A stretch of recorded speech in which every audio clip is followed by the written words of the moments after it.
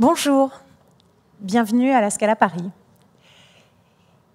Il y a un peu plus d'un an et demi, Clara Pisani-Ferry, enthousiasmée par le projet que nous portions tous les deux, la Scala Paris, m'a proposé de participer aux rencontres d'Aix. Le thème des rencontres à l'époque était la prospérité et le partage des richesses. Et j'ai participé à un panel, à une table ronde qui me tenait à cœur, puisqu'il s'agissait de défendre le goût d'entreprendre, le goût du risque dans un monde de rentiers. Et c'était assez intéressant parce qu'à ce moment-là, en juillet 2017, nous étions en plein cœur de notre projet, dans les travaux, la poussière et les gravats. Alors, 1 an et demi après, vous êtes là. Elle est finie. Pour ceux qui ont connu cette salle avant, c'est assez étonnant. On n'en revient pas nous-mêmes d'avoir réussi à faire ça en 1 an et demi. Alors nous, c'est pas nous, c'est évidemment tous les gens qui ont participé à ce projet avec nous.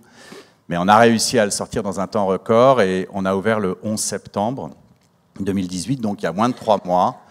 Et aujourd'hui, on compte, je dis ça sous le contrôle de toute l'équipe de la Scala, mais on compte à peu près 25 000 spectateurs, ce qui en soi ne veut pas dire grand-chose, mais ça veut dire qu'en clair, on a eu plus de 350 spectateurs par soir dans une salle de 500, et que surtout, ce qui nous a le plus plu, c'est que la moyenne d'âge est en dessous de 30 ans. Alors évidemment, ça vient de la programmation qu'on a fait en partie, mais pas que. Moi, on m'a toujours raconté que les gens de moins de 30 ans n'allaient pas au théâtre. Ben, on est en train de s'apercevoir que c'est pas vrai. Alors on peut dire que le pari qu'on a lancé est en train de se réussir, pour autant, on n'a pas fini. On n'a pas fini, c'est un modèle qu'on ne veut surtout pas ériger en modèle, c'est une expérience qui nécessite qu'on soit épaulé, j'aime pas le mot, mais que toutes les énergies et tous les désirs des acteurs, évidemment à commencer par les artistes, le public naturellement indispensable à la réussite de l'expérience en question, mais aussi le soutien en partie de l'État, de la région Île-de-France, de la ville de Paris, qui sont venus nous aider sur les travaux sans même qu'on ait prévu qu'ils nous aident au départ. Donc c'était pour nous important. Et puis d'un autre côté, les mécènes privés ou institutionnels qui sont venus avec nous aider à bâtir notre projet. Aujourd'hui, pour nous, ça a beaucoup de sens de faire ce premier grand débat avec les rencontres, pour la raison que Mélanie a dit tout à l'heure, mais aussi parce que on a besoin de gens pour réfléchir et on a besoin de réfléchir avec vous. Une fois de plus, on ne s'érige absolument pas en modèle, on n'a pas cette prétention-là. En plus, on ne sait pas si ça va marcher, on est en train de le mettre en place. Et on a donc réellement besoin de ces échanges. On sait pas, ce ne sont pas des rencontres neutres, ce sont des vraies expériences. Et la Scala, dans ce cadre-là, c'est un laboratoire, quoi. Parce que c'est vrai qu'ici, on a mélangé tout. Mélanie a été complètement embarquée dans cette histoire. Elle a été déraisonnable à cause de moi. Et puis, on a fabriqué ce lieu et on l'a rendu totalement transformable. Enfin, on vous racontera tout ça au fur et à mesure, mais ça nous a permis de donner aux artistes la possibilité de faire exactement ce qu'ils veulent. Et ça a collé. Et le public a l'air de venir. Maintenant, il faut qu'on pérennise tout ça et qu'on fasse en sorte que ça ne soit pas qu'une joyeuse aventure. Et maintenant, je passe la parole à Laure Adler. Je vais la laisser animer le premier débat. Bon, ben, merci déjà au public d'être là. On vient de vous entendre, vous êtes en train d'inventer un nouveau modèle et vous venez de dire que vous ne savez pas où vous allez. Mais déjà, vous pouvez constater que, exactement comme quand on met de l'eau et qu'on arrose des plantes, eh bien, elles peuvent s'ouvrir. Et moi, j'ai toujours pensé que la culture, dès qu'on faisait une proposition, eh bien, c'est exactement comme le jardinier qui met de l'eau, ça s'ouvre. Et les propositions sont généralement très acceptées. Et qu'il y a un désir et voire une demande en France, partout où on va, pour faire des propositions artistiques ou même intellectuelles, de débats, de problématiques, on rencontre un public de jeunes. Alors ça, c'est beaucoup plus intéressant et beaucoup plus singulier dans le monde du théâtre et dans le monde de la culture en général. Il y a des spécialistes dans la salle qui vous le confirmeront tout à l'heure. le grand public, justement, c'est toujours le même dans le monde de la culture. C'est toujours ces fameux 1% qui sont toujours en circuit fermé pour pouvoir bénéficier de ces propositions artistiques et culturelles.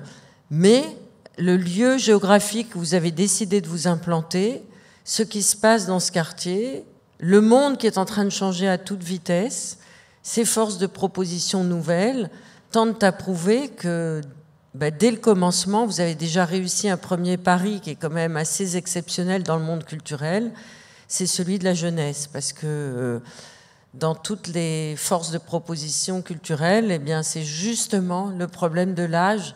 C'est toujours des gens comme moi, très vieux, qui ont été habitués et qui ont pris goût, tellement goût à la culture qu'ils ne peuvent plus s'en passer.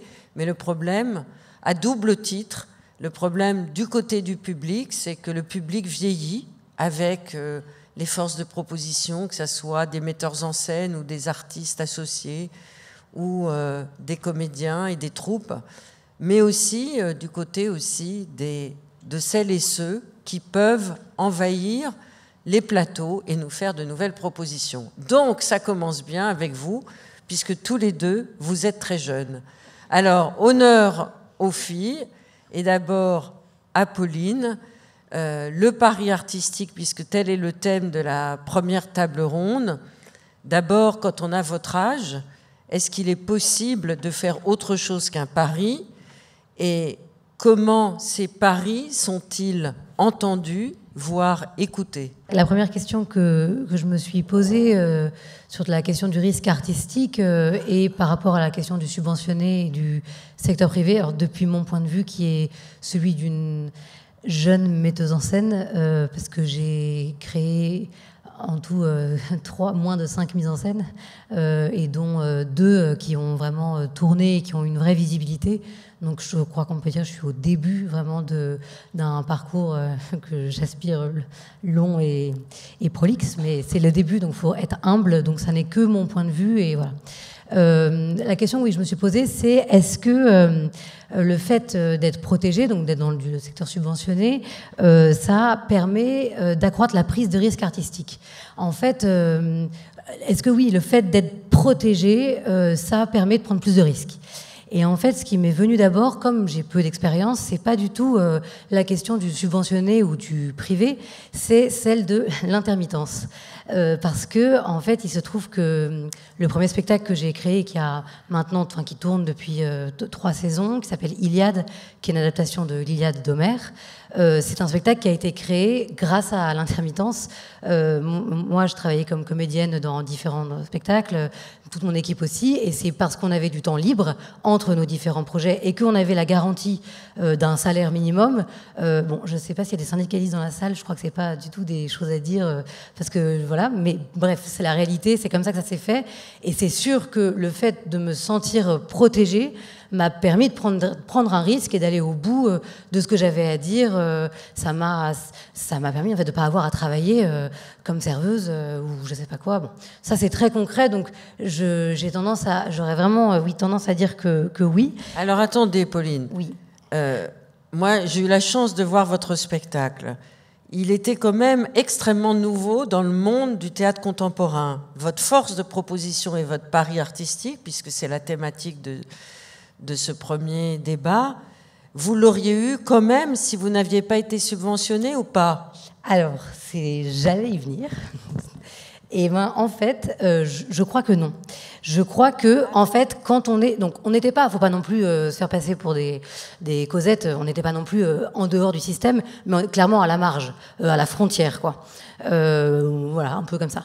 Et c'est sûr qu'on n'avait rien à perdre. C'est-à-dire qu'il n'y avait aucune attente. On avait évidemment la responsabilité vis-à-vis du théâtre de Belleville, qui est à Paris, qui nous avait programmé. Donc on avait la responsabilité de délivrer un spectacle qui soit adapté de l'Iliade d'Homère, mais on n'attendait rien de nous, en fait. Et on n'avait rien, en fait. Pas de réseau, pas d'argent. Il y avait vraiment... Donc du coup, il y a une liberté. Moi, j'ai eu la sensation, d'un point de vue vraiment de créatrice, dans mon rapport à l'adaptation et à la mise en scène, que j'étais complètement libre, et que le fait de ne pas avoir d'argent, on pourrait croire que ça rend moins libre, mais en fait pas du tout, parce que c'est une contrainte comme une autre. Et en revanche, je me disais absolument pas, ah là là, les gens m'attendent au tournant. Mais non, pas du tout. J'avais juste...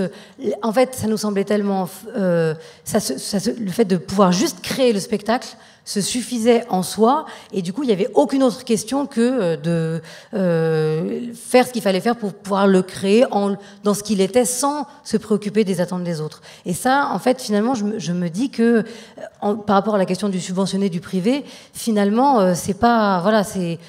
Parce que quand on est comme spectatrice, quand je me suis jamais dit parce que je suis pas au théâtre depuis que je suis ado, quoi. Je me suis jamais dit qu'un spectacle issu du subventionné était synonyme de radicalité. Pas du tout, du tout. C'est vrai. Après, j'ai vu des spectacles très radicaux dans le subventionné, mais d'autres que je trouve vraiment pas du tout radicaux. Donc ça, je crois que il y a vraiment une partie qui est autonome. En fait, ce que je me suis dit, c'est que le fait d'être protégé, quand on est dans le subventionné, c'est-à-dire qu'on crée quelque chose qui est protégé de la loi de l'économie de marché, qui est la maximisation du profit. Ça, moi, je crois là-dedans. Et il se trouve qu'en France, pour l'instant, c'est plutôt le subventionné qui propose ça. Mais il y a des lieux, comme ici, par exemple, mais il y en a d'autres, mais voilà, qui sont des lieux privés, qui proposent un accompagnement des artistes qui vise à les protéger. Donc en fait, là, du coup, la distinction privé-public, elle est vraiment, je trouve, elle est plus pertinente du tout. Voilà. Alors j'aimerais bien avoir l'avis de votre voisin. Alors il vient d'un autre monde, mais je pense que le monde de la production musicale, puisque vous êtes compositeur, vous travaillez partout dans le monde entier, vous travaillez énormément. Est-ce que vous avez le même avis que Pauline sur cette liberté, cette prise de risque? C'est pire. C'est pire. C'est-à-dire le maître mot, c'est bonsoir. C'est être ensemble. C'est-à-dire qu'on parle de protection, de prise de risque. Moi, j'ai une question à laquelle il faudra qu'on discute tous ensemble, c'est la question de la radicalité. Pour moi, je ne sais pas ce que ça veut dire. Pour moi, soit on vit dans le monde, soit on vit hors du monde. Et si on vit dans le monde, on vit avec les autres. Voilà. Alors, pour ce qui est d'être compositeur, j'ai écrit, je suis un peu plus âgé, mais comme disait... Pas tellement. Blaise Pascal, je l'ai noté, mais je vais le dire par cœur. L'amour n'a pas d'âge, il est toujours naissant.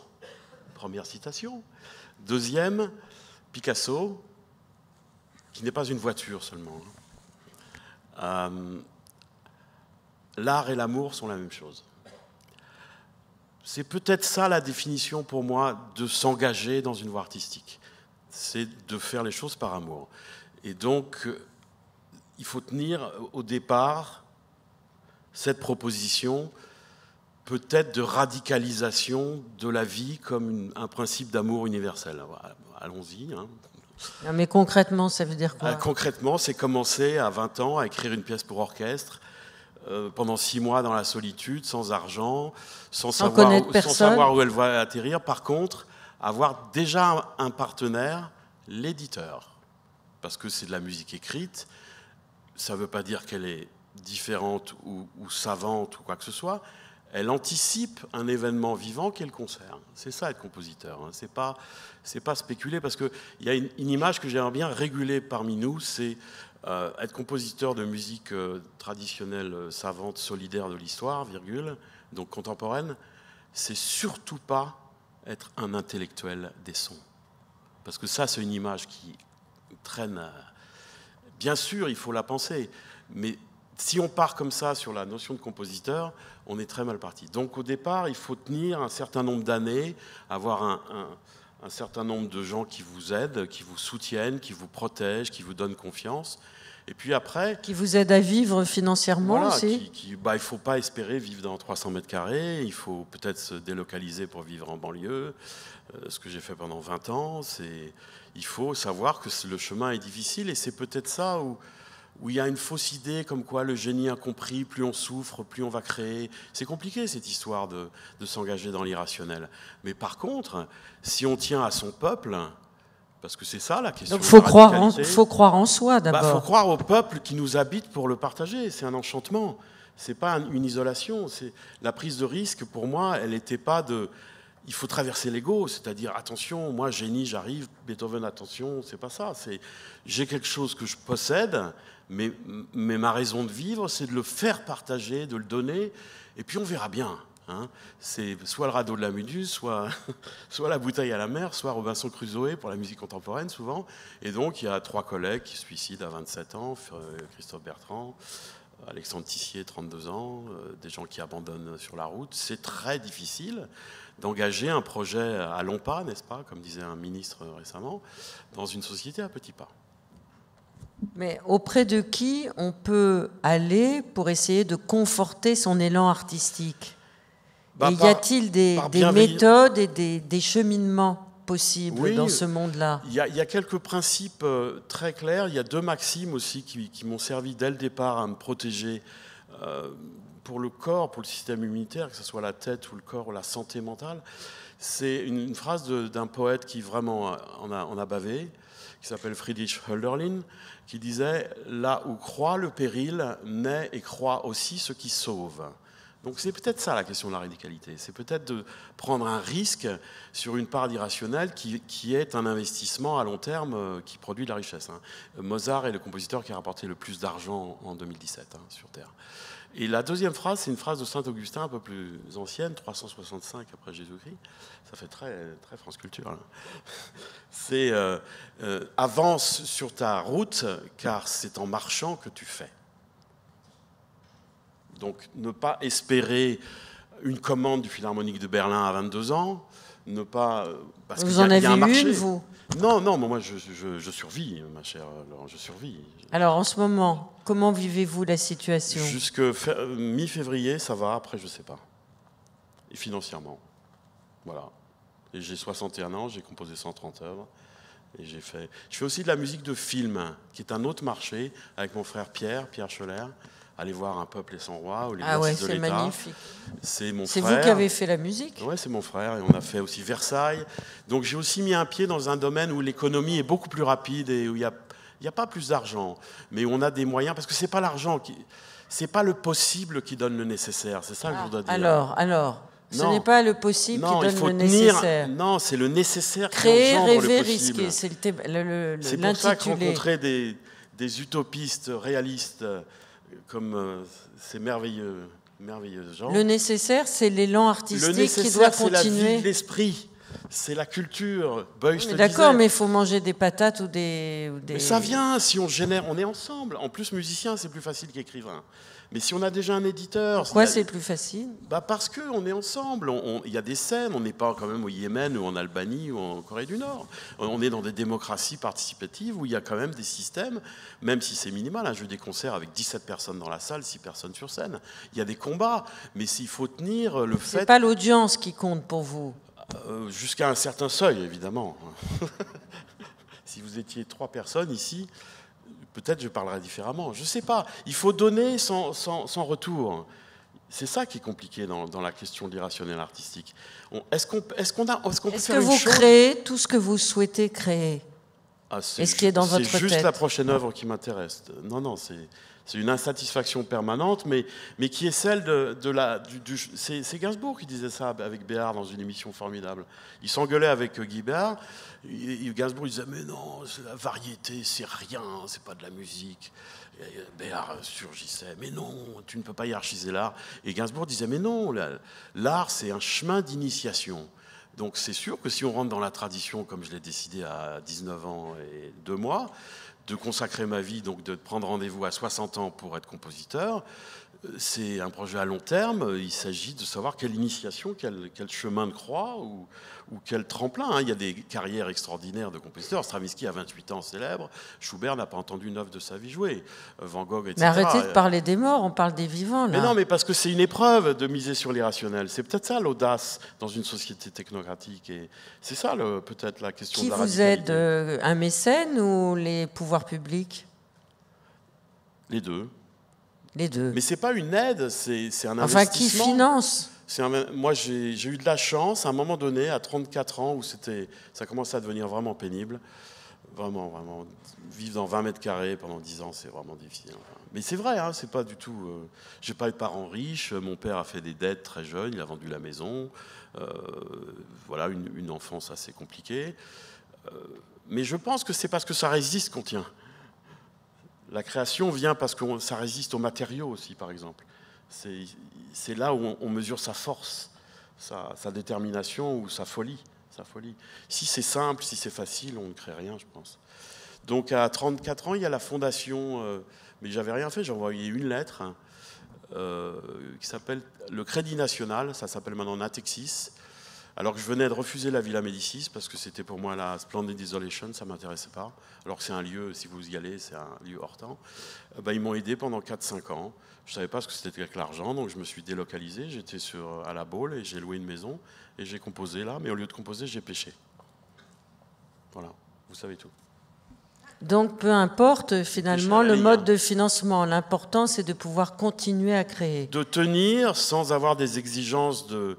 J'aime le luxe, j'aime les grands hôtels, j'aime les avions, mais il faut savoir à quoi s'attendre quand on va pouvoir, à un moment donné, à l'âge de 50 ans, pour moi 55 ans, travailler avec un ensemble de partenaires, de fraternité, je dirais, comme des gens comme Barbara Hannigan, ou des gens qui a consacré sa vie à la création.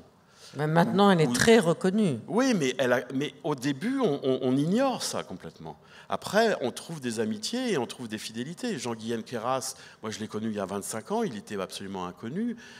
C'est des affinités électives qui créent la qualité. Et ça, c'est des valeurs éthiques qu'on a ou qu'on n'a pas. Après, on peut mettre de l'eau dans son vin, changer de style et faire de la musique qui va s'adresser à une mémoire plus absorbable. Parce que la question du public et du grand public, c'est une question vaste. Je n'ai qu'une chose à dire, je vais dépasser peut-être le temps, c'est Pasolini qui disait « Attention, le peuple n'est pas la masse ».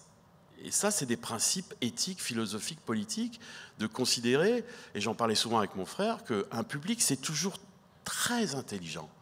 Donc c'est des lois comme ça qu'il faut avoir en soi, mais même non formulées, on n'a pas besoin de lire trop de livres. Et là, on rencontre des gens qui vous guident, qui vous disent... Moi, je me rappelle, j'ai rencontré Elliot Carter à 28 ans, il m'a dit juste une phrase, et ça m'a fait gagner 10 ans. Il m'a dit « Ah, Philippe, toujours de l'esprit », comme ça. Il m'a dit ça, il avait 90 ans, moi j'en avais 28. C'est une famille. C'est solidaire, il n'y a aucune isolation de l'artiste, au contraire, il est là simplement pour réenchanter. Voilà, parce que le thème, c'est aussi rêver. Moi, je dirais, c'est faire rêver. On parlera de ça après. Alors, j'ai une charmante jeune femme au premier rang avec une jupe rouge qui me fait signe. Alors, elle n'a pas un sifflet comme pour les matchs de foot, mais elle a un petit tableau et elle me fait signe depuis 5 minutes que le débat est déjà terminé.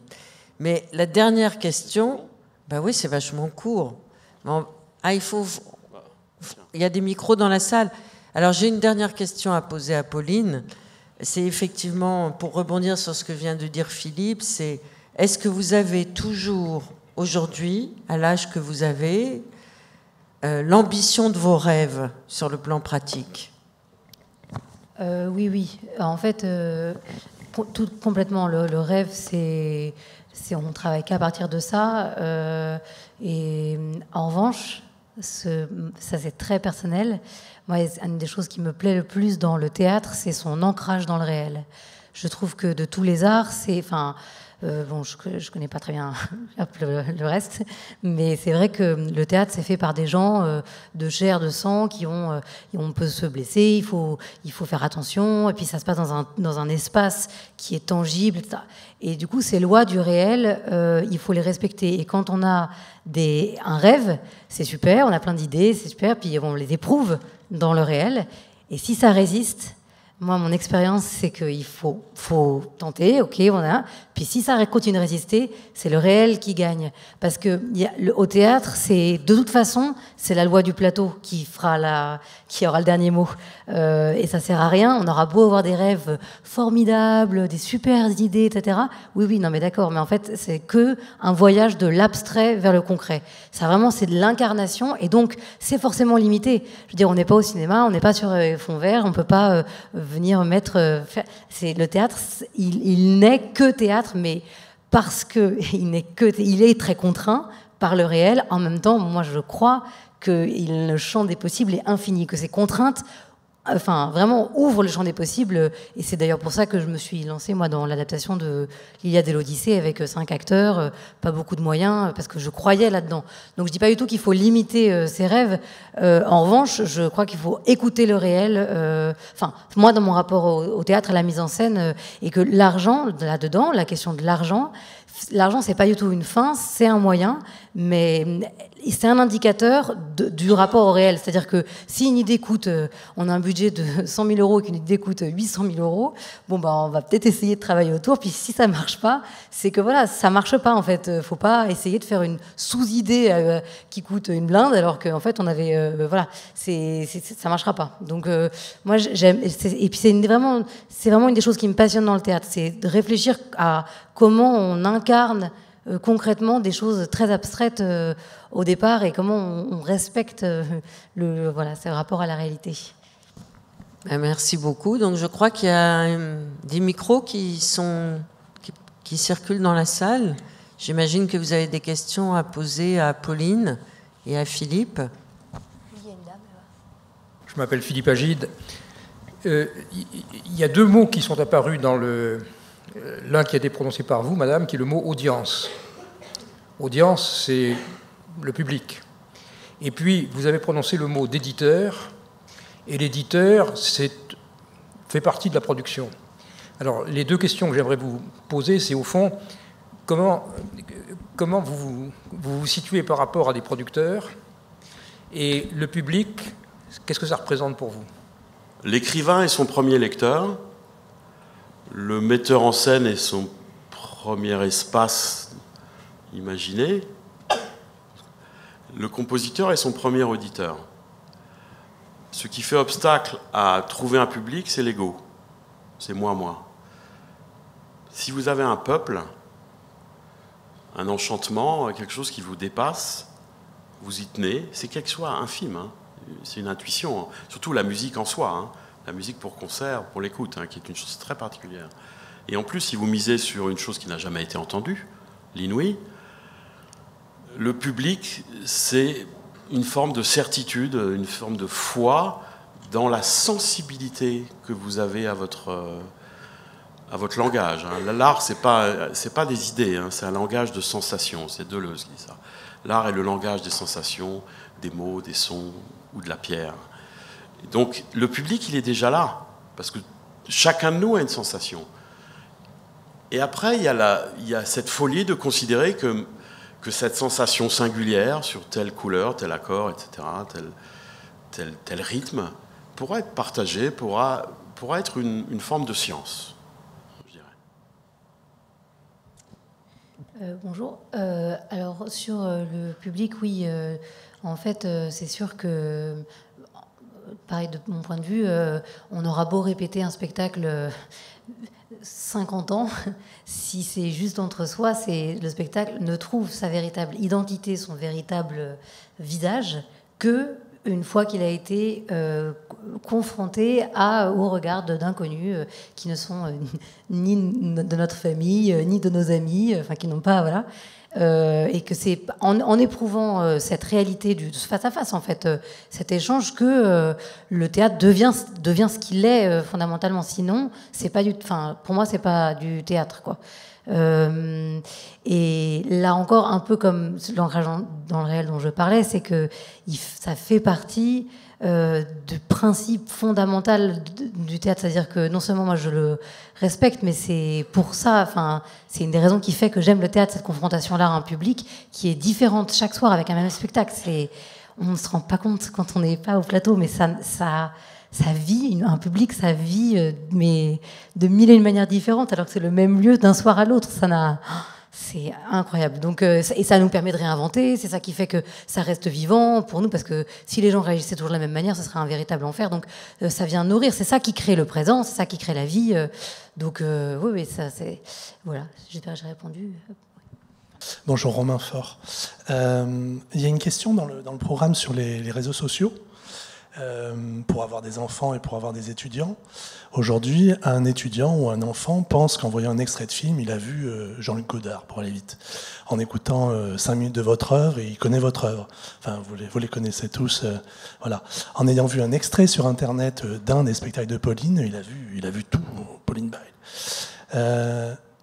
Est-ce que vous ne pensez pas qu'il y a un souci pour nous d'essayer d'amener ces gens quand on voit, alors je vais être cash, mais vous allez au Théâtre des Amandiers, les salles sont à moitié vides, vous allez, enfin, je parle que de Philippe parce que c'est un copain, donc j'ai le droit, mais il y a énormément de lieux aujourd'hui qui se vident, pas simplement sur l'âge, il y a un problème de gens qui ne peuvent plus aller, qui ne peuvent plus accéder.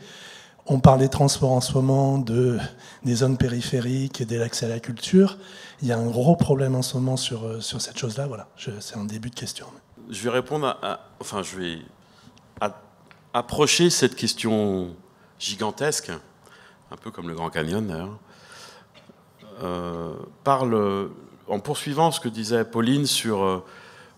voilà, moi j'ai parlé du peuple que l'on a pour investir ce qu'on appelle une œuvre musicale, mais ce qui se passe dans une salle de concert quand vous avez imaginé une partition, vous l'avez traduite en signes, vous avez travaillé, après vous partagez avec les musiciens qui vont interpréter les choses. Donc il faut savoir déjà que c'est déjà un public. C'est un système arborescent pour aller d'un peuple à un autre, tout en gardant la fidélité à une vision. Et puis vous faites le concert, et puis c'est bien fait parce qu'il y a des moyens en Europe pour poursuivre cette tradition. Vous pouvez inclure, comme je l'ai fait récemment aussi, de la musique de tradition orale. J'ai travaillé avec les frères Chemirani, donc sans de musique écrite savante. Donc vous générez un peuplement d'une salle, je dirais, et puis le retour a lieu, miracle. En fait, chaque soir est différent, et donc le public est là, la symbiose a lieu, le rituel s'exécute, je dirais, et l'art advient, c'est-à-dire l'irrationnel advient, surtout avec la musique, il n'y a pas besoin de sous-titres, et là c'est magique, il n'y a rien à dire, on ne peut pas vivre sans ça. C'est Joseph Beuys qui disait, au fond de soi, c'est impossible, l'homme ne peut pas vivre sans art. Ça, c'est un credo. Quand il n'y a pas de public, on le fait quand même. Quand il y a une distorsion de la fidélité entre le message et le public, que ça soit par un trailer. Je viens d'en faire l'épreuve avec Un peuple et son roi. Studio Canal m'a imposé un trailer de 2 minutes qui présentait ce film comme Braveheart. Ça, vraiment, c'était un risque. Et là, le risque, on a tout perdu. Détail. Quand c'est un a priori colossal, c'est pour ça que je vous dis, je ne suis pas un intellectuel des sons, sur la musique contemporaine. Ce mot-là, il a maintenant 90 ans, ça n'a plus rien à voir avec ce qu'écoute un jeune compositeur. Moi, je connais aussi bien maintenant... J'ai toujours aimé Hendrix et Alban Berg. Je suis dans une génération qui a été confrontée à la culture de masse. Faut arrêter cette histoire de musique contemporaine. On peut s'élever dans des choses extrêmement subtiles et abstraites et inouïes. Si on est audacieux, si on aime les épices, on y va. On se brûle la langue. Mais en fait... ça, c'est un problème idéologique colossal. Et s'il n'y a pas d'éducation faite à l'école, qu'est-ce que je peux faire, moi? Qu'est-ce que je peux faire? Quand j'ai travaillé à Montpellier avec des gosses des UP, et on a fait un spectacle qui s'appelait Galax, sur l'astrophysique, ils ont fait des dessins, des gosses des UP, hein, et je peux vous dire que Montpellier, c'est pas mal. Hein. Eh bien, c'était le plus beau jour de leur vie. Ils arrivaient sur scène, des anecdotes, et donc le public, il est à construire dans la détermination d'aller vers le concret, du plus concret, de trouver... Voilà, c'est un combat de concrétude permanent, mais il ne faut pas lâcher le fil rouge du message, enfin, c'est un peu même moraliste, mais de l'amour qu'on porte à ce qu'on fait, de l'amour du matériau, de l'amour des acteurs, de l'amour du public. S'il y a quelconque volonté de pouvoir, il n'y a plus puissance. La puissance, c'est aimer infiniment son public. C'est ce que disait Barbara. Hein. Voilà, ça fait un peu... Oui, moi, oui, je suis assez d'accord. En fait, je crois qu'il faut... Moi, j'ai une très grande foi dans le fait que le théâtre, pour des jeunes, ça marche. Je veux dire, ça marche. On fait pas mal de représentations scolaires avec beaucoup de spectacles. Ça se fait beaucoup en tournée en région. Et ça marche. Je veux dire, les jeunes sont intéressés, ils sont pris, captivés par ce qui se passe pendant 1h20, 1h30 au plateau. Donc, le souci, c'est juste de voir comment est-ce qu'on les amène à ça. Ça, je trouve que moi, depuis mon point de vue d'artiste, ça passe par un travail. Enfin, je suis artiste associée à l'Espace d'Istace 189 à Saint-Ouen, et du coup, la semaine prochaine, je fais une semaine en immersion avec des élèves de seconde autour de la figure d'Ulysse. Bon, voilà. Et je crois que c'est par ce type d'action-là qu'on peut amener à ce que ces gens-là se disent, enfin, ces jeunes se disent que le théâtre n'est pas un lieu réservé aux plus de 50 ans, des classes aisées, etc. Elles se rendent compte que c'est à côté de chez eux. Mais moi, j'ai bon espoir. Enfin, bon, peut-être je suis naïve, hein, mais j'ai bon espoir. Je trouve que, ça marche, quoi. Il n'y a pas besoin de faire des spectacles pour les petits ou quoi. Enfin, Iliade, c'est pas du tout un spectacle qui a été fait pour des jeunes. Ça a été fait par des gens plutôt jeunes. Mais voilà, et ça. Il faut juste voir comment est-ce qu'ils viennent, comment est-ce qu'on les amène dans ce lieu-là. Voilà. Mais une fois que ça s'est fait, après, il faut laisser le théâtre faire ce qu'il a à faire tout seul. Mais la question est dramatique parce que je ne fais pas le poids avec Lady Gaga. Voilà. Si quelqu'un me demande vous avez vendu combien de CD Schoeller, mais moi ça ne m'intéresse pas les CD, c'est les concerts qui m'intéressent. Donc c'est mal barré. Moi ce qui m'intéresse c'est l'art vivant, c'est la scène, c'est les orchestres vivants, même si c'est programmé avec des vieilles perruques, c'est pas grave ça. Les gens savent faire la différence entre Beethoven et Schoeller. Je m'en fiche de ça. La question c'est d'arriver à tenir une proposition qui... C'est compliqué hein, cette histoire du numéraire, du nombre en public.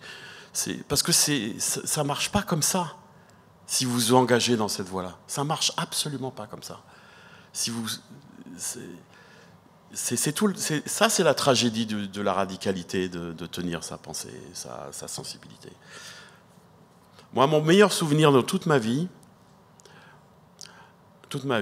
45 ans d'écriture, c'est un enfant de 10 ans qui est venu à Strasbourg, après un festival musique contemporaine, 10 ans, et sa maman arrive, et voilà, il veut vous parler. Ah, c'est vous le compositeur, c'est vous qui avez fait ça. Oui, oui. Et puis il commence à me parler de la forme de l'œuvre. Voilà, au milieu, il s'est passé ça. Et puis il commence à me raconter une histoire. Un enfant, avec l'éducation que reçoivent les enfants en France. Mais où est le problème ? Il faut simplement que le ministère de la Culture, le ministère de l'Éducation se mettent ensemble pour éduquer la musique. Il n'y a pas de problème. Il n'y a que des résistances à combattre. Alors, il nous reste 2 minutes, me dit la charmante jeune femme à la jupe rouge. On va essayer de continuer ce débat. En tout cas, merci infiniment, monsieur, d'avoir posé ces questions si importantes. Je crois que Françoise Benamou, dans le 3e débat, abordera aussi ces questions. Elles sont très importantes en termes de démocratie culturelle. Mais vous deux, vous y avez répondu d'une certaine façon. Il faut sortir des lieux d'institutions culturelles, aller vers les personnes, que ça soit en milieu scolaire ou dans d'autres milieux. Vous le faites tous et toutes, et à chaque fois ça marche. Et je crois que vous avez raison d'être optimiste, mais ce qui ne marche pas quand même, c'est que le ministère de la Culture est un vieux dinosaure qui n'a toujours pas compris qu'effectivement, les ressources, elles étaient à l'intérieur, de manière horizontale, avec tous les créateurs qui peuvent irriguer les imaginaires de plusieurs générations en même temps, et que ce n'est pas forcément sur la production, le nombre de spectateurs dans les grandes institutions culturelles, les bilans, etc., qu'il faut juger des démarches artistiques. C'est autrement. Mais ça, c'est des questions très, très importantes pour l'avenir et même pour aujourd'hui. Quant à la question du numérique aussi, c'est très important. Est-ce que le résumé des choses en 2 minutes 30 vaut-il la démarche d'une esthétique ou d'un engagement artistique qui a pris des années et des années à mûrir ? Mais ça, Hannah Arendt, dans La crise de la culture, qui a été publiée en 1962, le disait déjà. Donc, Donc voilà, c'est des questions qui nous préoccupent encore aujourd'hui. Donc je crois qu'il faut qu'on passe à la deuxième thématique. En tout cas, merci infiniment, Philippe Schoeller. Et merci beaucoup, Pauline.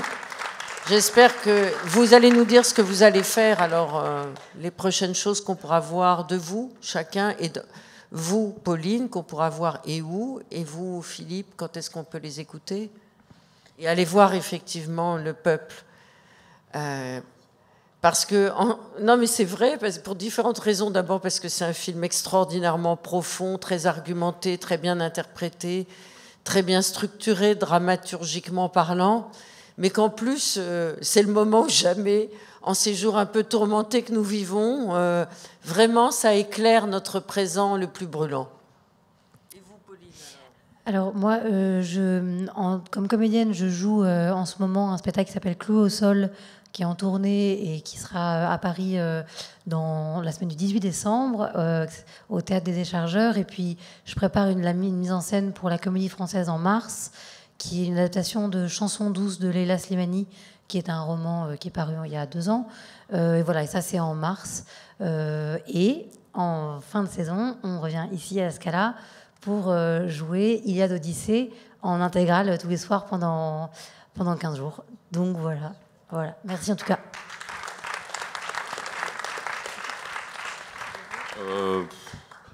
Moi, j'ai un petit concert à New York par un ami qui n'est pas payé d'ailleurs, à la Manhattan School. Ouais, c'est chic, hein, je vais à New York, mais il me paye l'hôtel quand même.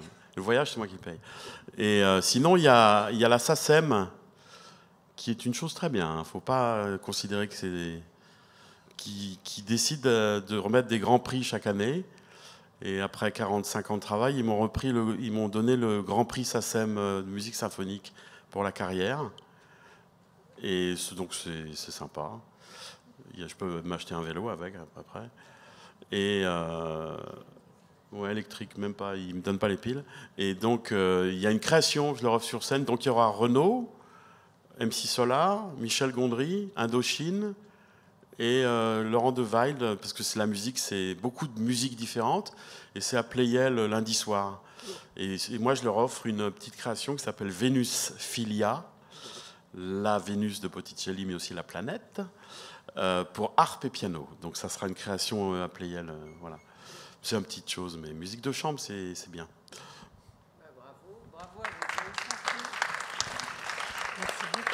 Bravo à vous. Bravo. Merci infiniment. Donc on va enchaîner tout de suite la seconde table ronde, public-privé, pulvériser les frontières. Quel titre, hein? Donc je sais que Jean-François Dubos est en ce moment même dans les embouteillages, mais il va arriver, il aura un peu de retard. Mais par contre, j'appelle Mélanie qui va revenir sur le plateau pour parler de son expérience, et puis Joachim Flieger de la fondation Fiminco. Bon, alors ce thème, il s'intitule Public-privé, pulvériser les frontières. Il n'y a même pas de point d'interrogation. Alors moi, je vais en mettre un, parce qu'on vit dans une culture, en tout cas dans la culture telle qu'elle nous est transmise depuis pas mal de générations, où on a l'impression, je crois tout à fait fausse, mais en tout cas, c'est des choses qui perdurent et qui continuent à se transmettre de manière quasi automatique, que dans le privé, c'est le domaine du commerce, c'est le domaine de l'entertainment, c'est le domaine du rapide, c'est le domaine des têtes d'affiche. Ça ne veut pas dire que c'est pas bien, mais ça veut dire que c'est du court terme et que ce n'est pas associé dans nos mentalités à ce qu'on appelle une démarche artistique, une prise de risque, etc. Aujourd'hui, les choses sont en train de changer. Nous sommes dans un lieu qui les réinvente. Il y a assez peu d'initiatives en France, mais il y en a beaucoup dans d'autres pays européens. Et il y en a beaucoup aussi dans des pays qui n'ont pas connu de ministère de la Culture et où, par définition, la culture continue à exister. Elle est d'ailleurs quelquefois aussi vivace, voire plus vivace que dans nos pays où il y a un ministère pour l'administrer. Donc aujourd'hui, selon vous, y aurait-il une nouvelle donne? Mélanie. Alors, moi, je vais vous parler de mon expérience, parce que justement, moi, je suis dans aucune voie tracée. Quand j'ai découvert ce lieu grâce à Frédéric, mon mari, j'ai découvert une ruine d'une beauté incroyable, dont les murs parlaient, avec une histoire folle, puisque ça a été un des plus beaux cafés-concerts de Paris au XIXe siècle. Et puis au fil des années, ce lieu s'est transformé, rénové, régénéré, et c'est ça que j'ai ressenti en rentrant là. Et je ne me suis pas dit, tiens, on va pulvériser les frontières entre le théâtre public et le théâtre privé.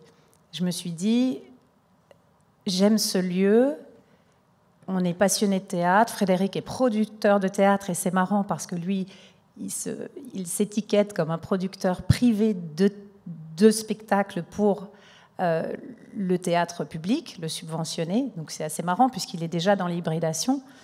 Et moi, je fonce là-dedans comme une passionnée et je dis waouh, ce lieu me rend folle.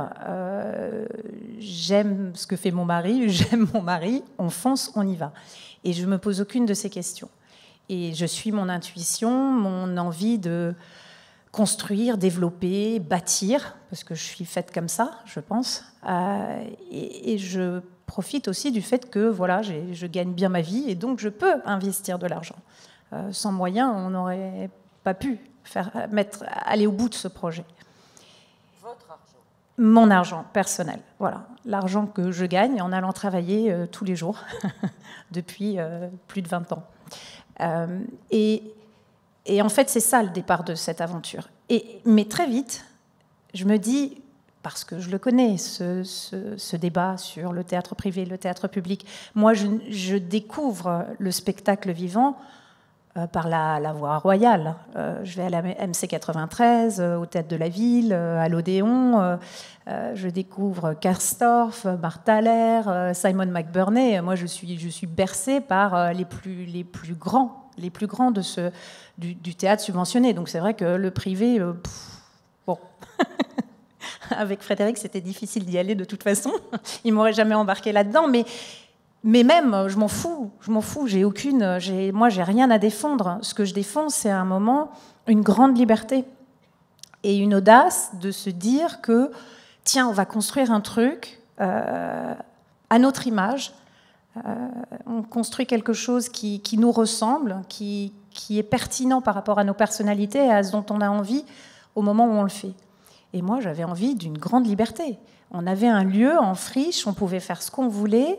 Et je me retrouve dans ce que dit Pauline. Ce qui est magnifique, c'est cette sensation d'énorme liberté. Et là, pour le coup, l'argent ou la sensation d'avoir de l'argent, parce que j'investis plus que ce que je gagne aujourd'hui, je tiens à le dire aussi, je prends d'énormes risques financiers, mais en tout cas, la sensation d'avoir les moyens m'a permis de me propulser encore plus loin et surtout de ne pas réfléchir à commencer à mettre en place des business plans, à mettre en place un modèle, à me dire qu'est-ce qu'on va dire au réseau du théâtre subventionné, qu'est-ce qu'on va dire à la presse. Non, pas du tout. On a foncé et on s'est dit, on va ouvrir ce lieu, il faut que ce soit un lieu qui plaise aux artistes. Et ces artistes ont commencé à visiter la friche et nous ont guidés. Et nous ont dit, tiens, on aimerait bien une acoustique variable parce que sinon la musique, elle sera basique et vous ne pourrez pas accueillir tous les types de musique. Nous, on veut une salle de répétition, parce que s'il n'y a pas de salle de répétition, c'est un garage, et donc on se retrouve dans un lieu qui ne vit pas, dont on ouvre la porte à 18h et qui se referme très vite. On veut un lieu de vie, un poumon, d'où le restaurant, qui est le cœur du fonctionnement de cette maison. Et on a construit notre chemin comme ça. Et puis après, on a eu une certaine exigence dans la qualité des artistes et dans la qualité de ce qu'on allait proposer à notre public. Et c'est là qu'on a commencé à construire une équipe et à attirer à nous des individus venant du théâtre public beaucoup, du privé aussi. Et voilà, donc on s'est retrouvés face à des exigences économiques et financières. Et c'est exactement là où on est aujourd'hui. On a sorti ce petit bijou de terre et maintenant on est face à une réalité. Voilà, il va falloir trouver la voie, entre le privé, le public. En tout cas, aujourd'hui, c'est essentiellement financé par des ressources privées. Voilà. Vous vivez-vous comme un mécène ? Alors moi, je me vis un peu comme une philanthrope, effectivement, mais j'ai envie d'aller au-delà de ça, parce que je ne vais pas pouvoir être philanthrope toute ma vie. Malheureusement, j'aurais une énorme fortune.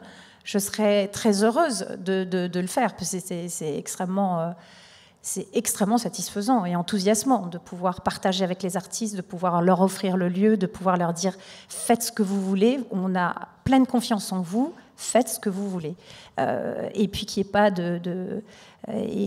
pas de frontières entre les disciplines, ça aussi, c'est un bonheur de pouvoir accueillir du nouveau cirque, de la musique, de l'électro, comme de la musique classique, du théâtre plus classique. Mais bon, voilà, aujourd'hui, on se retrouve dans une situation où il va falloir prendre le virage.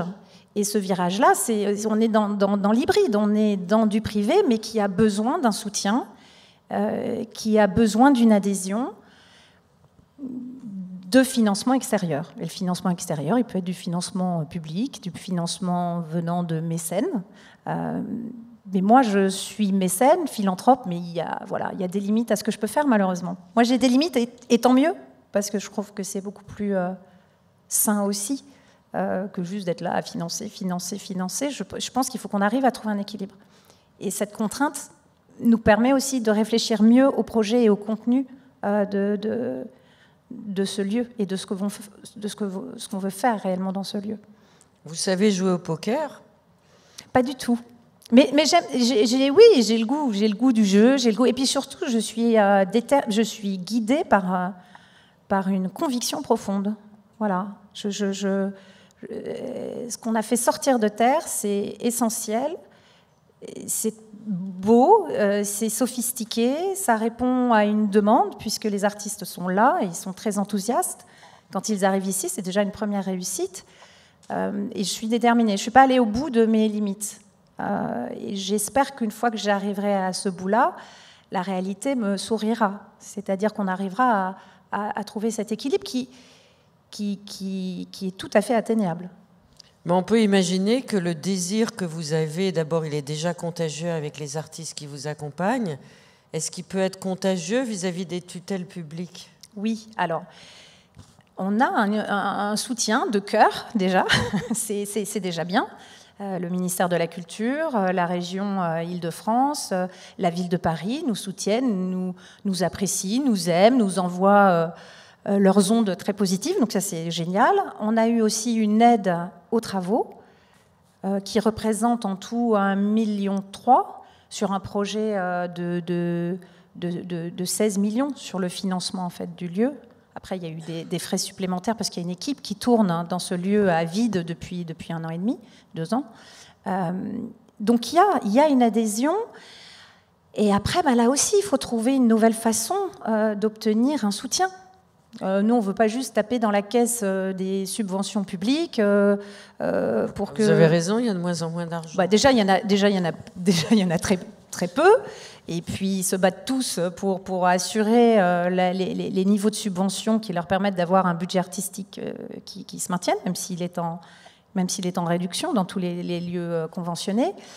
Donc nous, on essaie de trouver là aussi un moyen de la coproduction, quelque chose un peu vertueux, où il y a une forme de retour sur un financement qui est mis en place.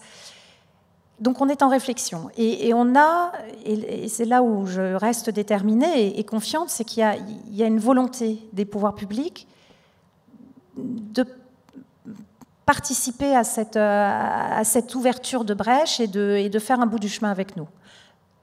Donc je pense qu'il y a moyen de faire, mais là encore, je pense qu'il faut qu'on soit audacieux et qu'on réinvente un peu le modèle. Et pas qu'on vienne pomper dans le vieux modèle auquel on n'adhère pas vraiment.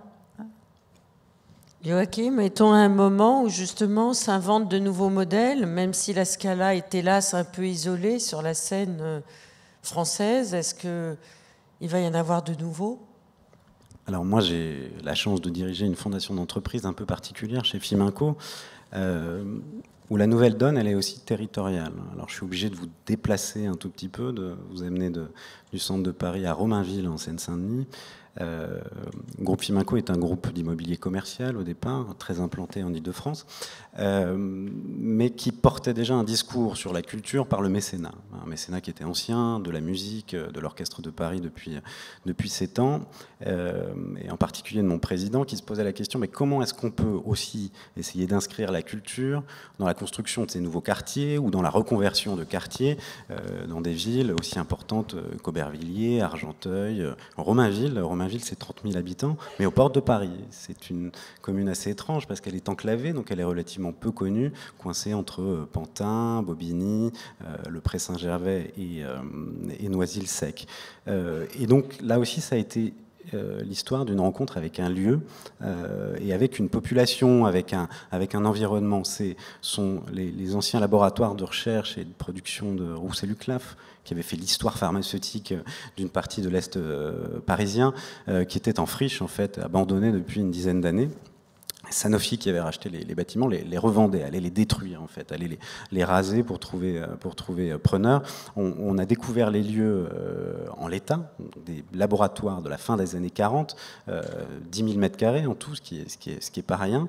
Et l'histoire a commencé par une rencontre entre Fiminco et des galeries d'art contemporain.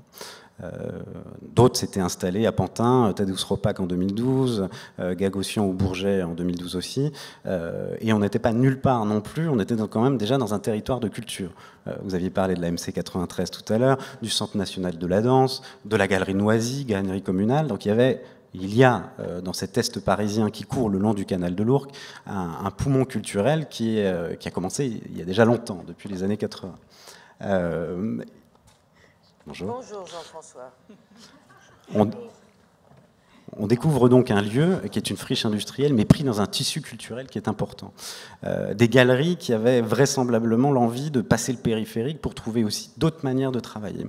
La Fondation Fiminco, qui est jeune, hein, et là moi je suis vraiment, vous parliez tout à l'heure de gravats et de poussière, on y est vraiment, on a 2 ans maintenant, qui cristallise aussi les efforts de mécénat du groupe, mais on investit donc ce lieu avec une résidence internationale d'artistes que je vais piloter au titre de la Fondation. Aujourd'hui, 5 galeries d'art, dont Jocelyn Wolf, Air de Paris, la galerie In Situ de Fabienne Leclerc, Jeune Création, qui est une association qui a 70 ans l'année prochaine, dirigée par des artistes pour les artistes, qui est soutenue par le ministère de la Culture, par la ville de Paris, par la région, et puis le Fonds régional d'art contemporain d'Île-de-France cherchait depuis longtemps des lieux pour stocker, créer leurs réserve de 1600 pièces d'une collection qui nous appartient tous, qui est une collection publique, qui pour l'instant dormait chez un stockeur historique dans le nord de Paris. Donc le FRAC Île-de-France, et ça veut dire l'État et la région achètent, dans le cadre de ce quartier qu'on crée, un bâtiment entier qui ouvrira en début 2020, qui sera un lieu complètement accessible au public, où la totalité des réserves du FRAP seront accessibles au public. Donc en résumé, ce sera un quartier aux portes de Paris. On est sur la ligne 5 du métro parisien. Ça, c'est la chance aussi de ce grand Paris qui est en train de s'inventer. C'est les réseaux de transport qui créent aussi des nouvelles centralités. Eh bien, c'est un quartier de 10 000 m² avec une fondation qui va accueillir des jeunes artistes en résidence. On va les garder pendant 1 an. On va leur permettre de loger sur place, de travailler sur place. Mais je pense qu'on n'aurait jamais fait ce projet si on n'avait pas aussi autour de nous constitué une équipe. Mais vous voyez, j'ai 5 galeries d'art, une association et le FRAC, mais en fait c'est nous. Et j'expérimente un modèle qui est assez cocasse parfois, mais assez enthousiasmant. On est depuis... les galeries se sont positionnées il y a quasiment 1 an pour les dernières. Le FRAC, la région l'a voté il y a 2 semaines. Et puis Jeune Création était là depuis longtemps. On expérimente en fait une espèce de forme de mise en commun. On a réfléchi à un nom en commun. Alors décider à 8... c'est plus compliqué que de décider tout seul, mais on y est arrivé, on a décidé d'un nom. On a décidé aussi de réfléchir ensemble à la manière de composer le programme artistique. Moi, je resterai maître à bord de la résidence, mais de pouvoir programmer, d'inviter ensemble, donc de ne pas avoir un vernissage, mais d'en avoir 7 autour de ces différents acteurs, de réfléchir aussi, est-ce qu'il n'y a pas, à l'heure d'aujourd'hui, dans le champ de l'art contemporain, des métiers qu'on peut mutualiser, Est-ce qu'on peut partager un régisseur? Est-ce qu'on peut parler d'une communication commune autour de ces institutions-là? Et puis, voilà, je crois aussi, pour le dire comme ça, j'expérimente aussi, moi, je ne suis pas seul, hein, mais les frontières d'une fondation d'entreprise. Est-ce qu'une fondation d'entreprise n'a pas aussi, dans ce cas particulier, c'est, je crois, un bon exemple, vocation à questionner les frontières? Le principe de tout, finalement, ça reste l'intérêt général, ça reste un intérêt de soutien à la culture. La définition d'une fondation d'entreprise dans la loi de 2003, c'est le législateur n'a pas décidé de la création de ces fondations d'entreprise pour que l'impôt aille dans une autre direction. Le principe de base, c'est la défense de l'intérêt général. Nous, on a décidé que c'était le soutien aux jeunes créateurs, de le faire en Seine-Saint-Denis, à proximité des publics. Je rejoins une des questions qui était posée tout à l'heure, mais de se dire qu'on arrive aussi, en tant que fondation, à être opérateur et à être assemblier, dans l'idée même de pouvoir regrouper autour de nous.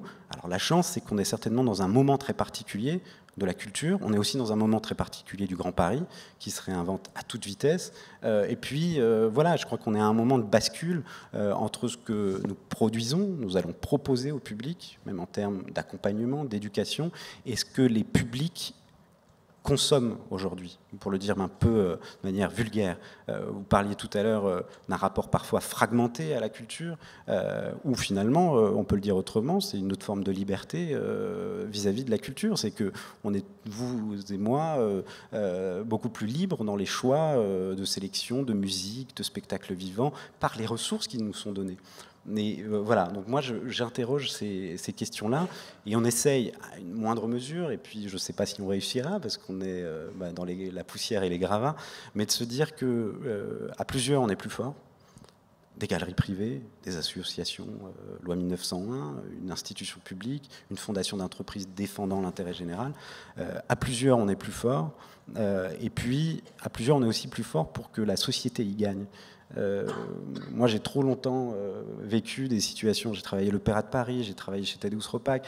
Parfois, ce sentiment de ne pas arriver à communiquer l'art comme ce qui nous fait vibrer tous les jours, parce qu'on a la chance de côtoyer des artistes, on a la chance de rentrer dans des ateliers, dans les ateliers de production de l'Opéra de Paris. Mais comment est-ce qu'on communique cette foi qui nous porte, qui fait qu'on est fier aussi de porter cette culture française, un certain modèle culturel français, mais comment est-ce qu'on fait aujourd'hui pour le communiquer très largement à un public qui n'a plus les mêmes canaux de communication, à un public qui ne se déplace pas forcément. Vous avez beau habiter dans le 19e arrondissement, ça ne veut pas dire forcément que vous allez vous déplacer dans le centre de Paris pour vivre la culture, et a fortiori, quand vous êtes dans des quartiers aussi bigarrés et contrastés que ceux de Romainville ou d'Aubervilliers, comment est-ce qu'on recrée du lien par la culture? J'ai pas de solution, mais je suis convaincu en revanche que si on se met tous ensemble autour de la table, et là je parle en plus d'une situation un peu caricaturale, celle de l'art contemporain, on pourrait caricaturer le marché de l'art d'un côté, qui a beaucoup de moyens, les institutions publiques qui en demandent, des fondations d'entreprises qui cherchent leur rôle, et puis des associations qui ont cruellement besoin aussi de soutien. Mais je crois que si on se met tous ensemble autour de la table, on a matière à travailler à la fois le soutien à la création et d'essayer d'avoir une approche innovante des publics. En tout cas, ce que vous racontez est formidable et très innovateur par rapport à ce qui se passe dans les structures qui nous paraissent un peu archaïques et qui sont peut-être un peu dépassées aujourd'hui. Et ce que vous inventez aussi, c'est une mode de gouvernance, parce que le fait d'avoir plusieurs interlocuteurs nécessite le partage, la communauté, la gouvernance commune, l'idée d'atelier refait sans arrêt et réinventé sans cesse. Donc c'est très, très, très intéressant ce que vous êtes en train de vivre, et ça deviendra peut-être un modèle. Alors, on salue Jean-François Dubos. On est en train de parler du modèle entre le public et le privé. Vous êtes bien placé, Jean-François, pour bien connaître le public, le fonctionnement du système public et de ce qui s'y passe dans le domaine de la culture, et ce depuis pas mal de temps. Est-ce que vous croyez, comme vient de le démontrer Mélanie, mais aussi Joachim, qu'il y a une sorte de brèche, pour employer le terme qu'a utilisé tout à l'heure Mélanie, il y a une brèche où quelque chose d'un nouveau modèle serait peut-être en train de s'inventer? C'est peut-être le moment. De toutes les façons, les fonds publics sont de plus en plus rares. L'État est obligé lui-même de faire appel à des conservateurs ou à des décideurs culturels qui ont pour mission principale non pas de construire un programme culturel, mais de chercher des mécènes pour pouvoir rendre possible leur création. Donc c'est peut-être le moment ou jamais. Nécessité fera foi, Jean-François. Alors, d'abord, je vous prie de m'excuser. J'ai une journée un petit peu compliquée aujourd'hui. Je cours d'un endroit à l'autre avec un avion qui m'a foutu en l'air ma journée ce matin, qui est arrivé un peu en retard. Bon, enfin, ça, vous en fichez. Vous n'êtes pas là pour ça. Je voudrais quand même me présenter un peu. J'ai travaillé dans le privé. Je viens de la fonction publique, comme tous les gens qui sont dans le privé en France, ou presque. En tout cas, dans certains endroits. Et donc, je me suis retrouvé à la tête de Vivendi, d'abord comme secrétaire général et puis ensuite comme président.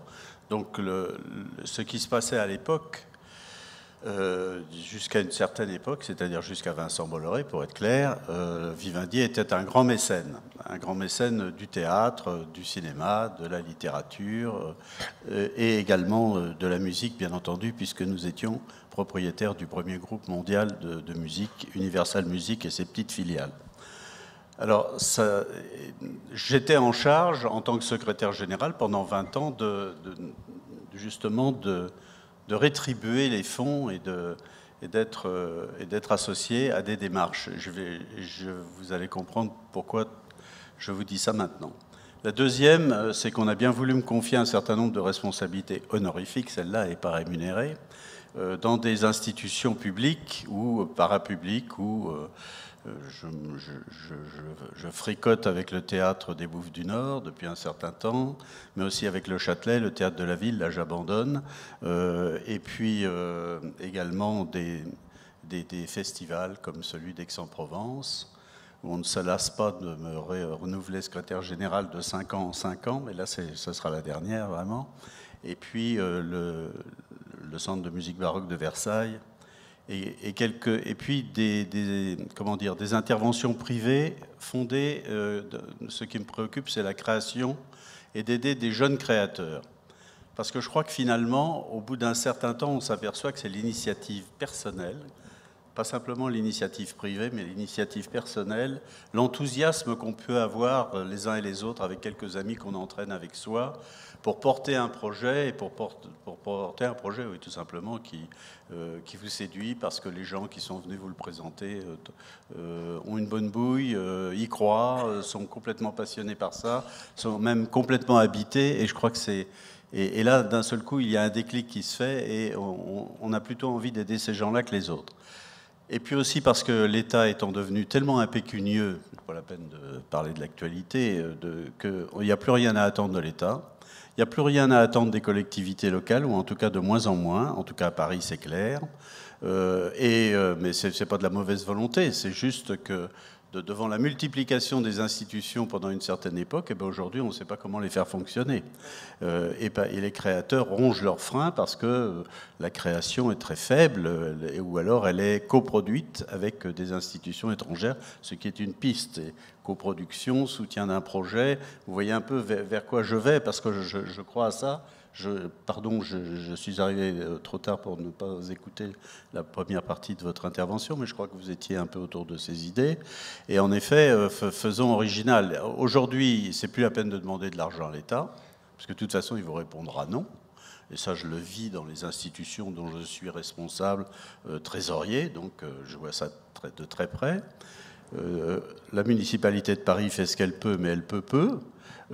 Et puis les autres municipalités, pareil. Et on en est arrivé à se demander aujourd'hui, d'ailleurs, si les grandes collectivités territoriales, telles que par exemple les régions, ne doivent pas finalement prendre leurs responsabilités, ce qu'elles ne font pas aujourd'hui parce qu'elles attendent que l'État mette au pot pour y mettre elles-mêmes, faire l'inverse, c'est-à-dire de dire, eh bien moi je suis la région de Toulouse, j'estime que je dois avoir un Capitole, je dois avoir un opéra, je dois avoir des galeries que je soutiens, ce qui est le cas d'ailleurs à Toulouse. La mairie de Paris, par exemple, soutient les disquaires grâce à une initiative d'un des collaborateurs de la maire de Paris. Et pourquoi elle ne soutiendrait pas les galeries? Enfin, il faut vraiment que les collectivités locales elles-mêmes pensent à ce qu'elles veulent faire réellement de leurs institutions. Et puis, Paris, c'est compliqué, puisque évidemment, c'est une ville qui a toutes les institutions de la République, plus les institutions parisiennes. Alors, qui se marche quelquefois un petit peu sur les pieds. Ce qui est compliqué aujourd'hui, du point de vue non plus du responsable d'institutions culturelles, ce qui est difficile aussi quand on est un industriel ou quand on est un patron, un PDG, on ne peut plus faire la danseuse. Donc on ne peut pas s'offrir un théâtre, ça n'existe plus. On ne peut pas décider que... Et alors ce qui est compliqué, puisqu'on est dans un théâtre, c'est que justement le théâtre intéresse moins que la musique, intéresse moins que d'autres formes d'art. Il y a des grandes fondations d'art, dont ce n'est pas la peine de citer les noms, puisqu'elles viennent naturellement à l'esprit, qui font de l'optimisation fiscale sur ce domaine. Mais il ne faut pas croire que l'optimisation fiscale est systématique, parce qu'en réalité, les très grandes entreprises qui ont leurs institutions, qui ont des filiales à l'étranger, ou qui payent leurs impôts à l'étranger pour partie et pas seulement en France, et ce n'est pas simplement de l'optimisation fiscale, mais c'en est aussi, ne sont pas intéressés par les dispositifs fiscaux. Il faut savoir ça quand même. Vous avez beaucoup d'entreprises nationales françaises, du CAC 40 et du SBS 120, ou du je sais pas quoi, 150 ou 300, qui ne sont pas du tout intéressés par les dispositifs fiscaux, parce qu'ils sont déjà en déficit fiscal en France. Ils ne sont pas en déficit fiscal à l'étranger, mais ça se passe différemment. Donc, s'ils aident une entreprise musicale, théâtrale, etc., ils le font par bénévolat. C'est du parrainage, c'est de l'image, mais ça n'est pas du mécénat tel que la loi mécénat l'entendait. Et que j'entends critiquer, par exemple, de temps en temps, la fondation Vuitton. Alors Vuitton, lui, fait, parce qu'il est en France, il est installé en France, son institution principale est française, dépense de l'argent en France et exploite au maximum cette loi. C'est d'ailleurs pas choquant a priori, puisque ça a été fait pour ça. Mais ce que je veux dire, c'est qu'il n'y a pas beaucoup d'entreprises qui se comportent de la même manière pour des raisons qui sont institutionnelles et presque physiques totalement différentes. Et puis il faut savoir aussi, aujourd'hui, on a un nouveau pépin, c'est que quand on est une entreprise privée, on ne peut plus faire comme avant, c'est-à-dire inviter des gens, des collègues, lorsqu'on est par exemple une société d'avocats ou de notaires, et on ne peut pas inviter les gens parce que aujourd'hui, pour des raisons de déontologie, avec la loi Sapin 2 par exemple, ou avec toutes des lois qui sont copiées sur des lois américaines, vous ne pouvez pas inviter vos clients. Parce qu'il y a un lien qui se crée et qui fausse le marché. Et vous avez même, ça va même beaucoup plus loin que ça, je ne sais pas si c'est ce que vous vouliez entendre comme sujet, mais enfin, ça va plus loin que ça parce que vous avez ce qu'on appelle les proxy fights, qui sont les gens qui votent pour le compte des grands fonds. Eh bien, eux vérifient sur votre rapport annuel si, par exemple, vous avez des actions sociales. Et puis, certains de ces fonds sont spécialisés dans des actions sociales et pas du tout musicales ou pas du tout artistiques. Donc, quand ils verront que vous vous occupez de choses sociales, ils ne vous donneront pas d'argent pour l'artistique. Donc, il y a toute une série comme ça de complications qui sont récentes, d'ailleurs, depuis 3-4 ans, sans parler de la suppression de l'ISF, pardon d'être provocateur, mais la suppression de l'ISF a une répercussion sur les dons que les entreprises privées peuvent faire, ou les privés, les particuliers. Et enfin, il y a l'initiative privée à laquelle je crois beaucoup, et l'initiative privée, qui est le troisième pilier de ce que j'avais envie de dire ce soir, j'y crois de plus en plus parce que ça facilite l'ouverture et l'oxygénation des projets. C'est-à-dire que quand vous rencontrez quelqu'un qui vous passionne et qui vraiment vous dites celui-là il faut que je l'aide, eh bien vous ne posez plus les questions de savoir si c'est fiscal, si c'est ceci, si c'est cela. Vous faites partie d'un projet, c'est passionnant et vous le défendez.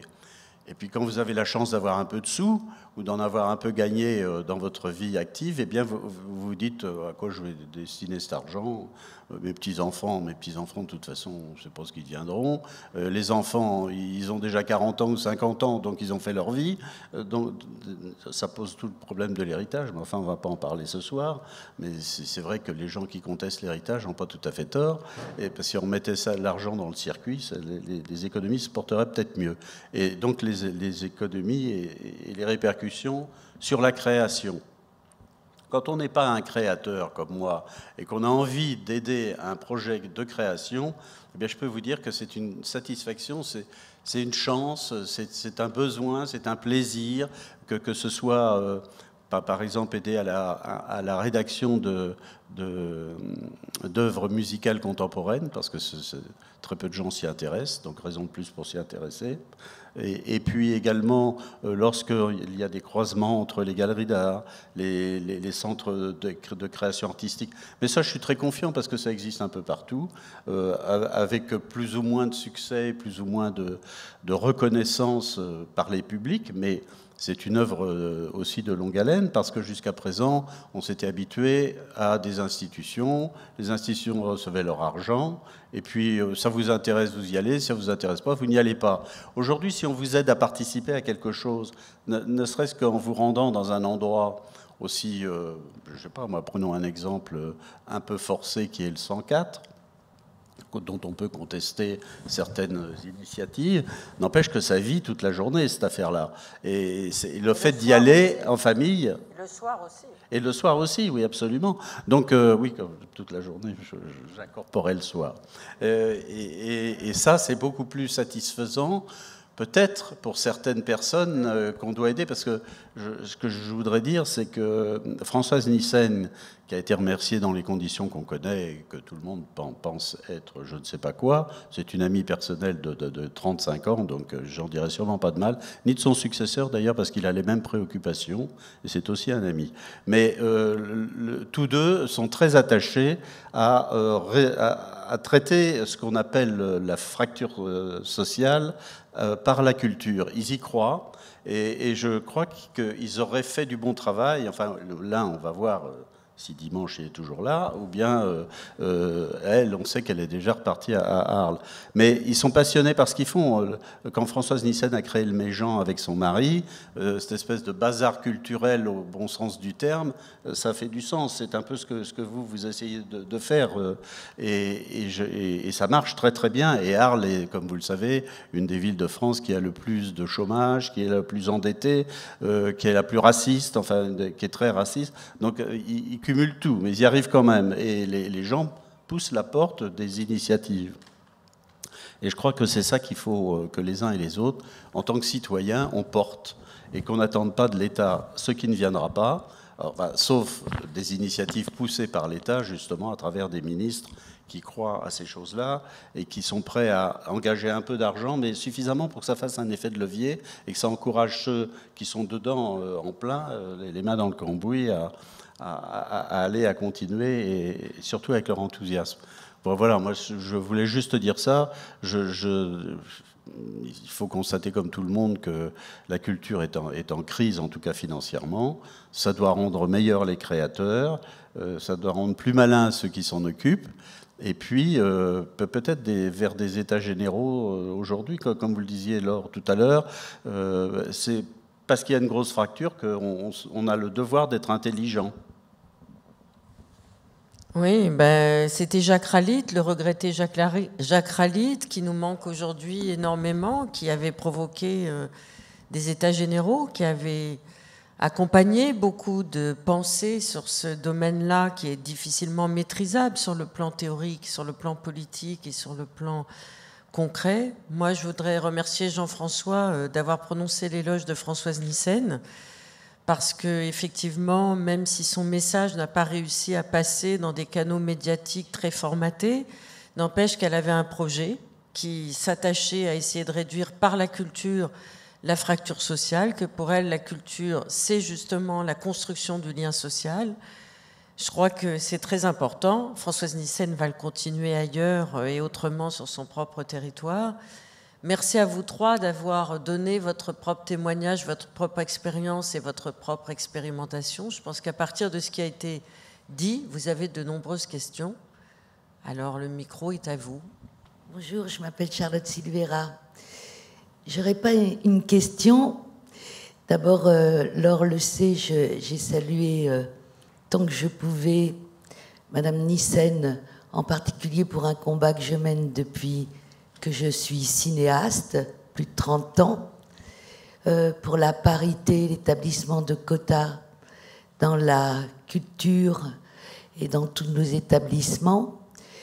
Je suis extrêmement contente d'assister à ce débat parce que vous n'évoquez pas le cinéma qui est dans un état encore bien pire.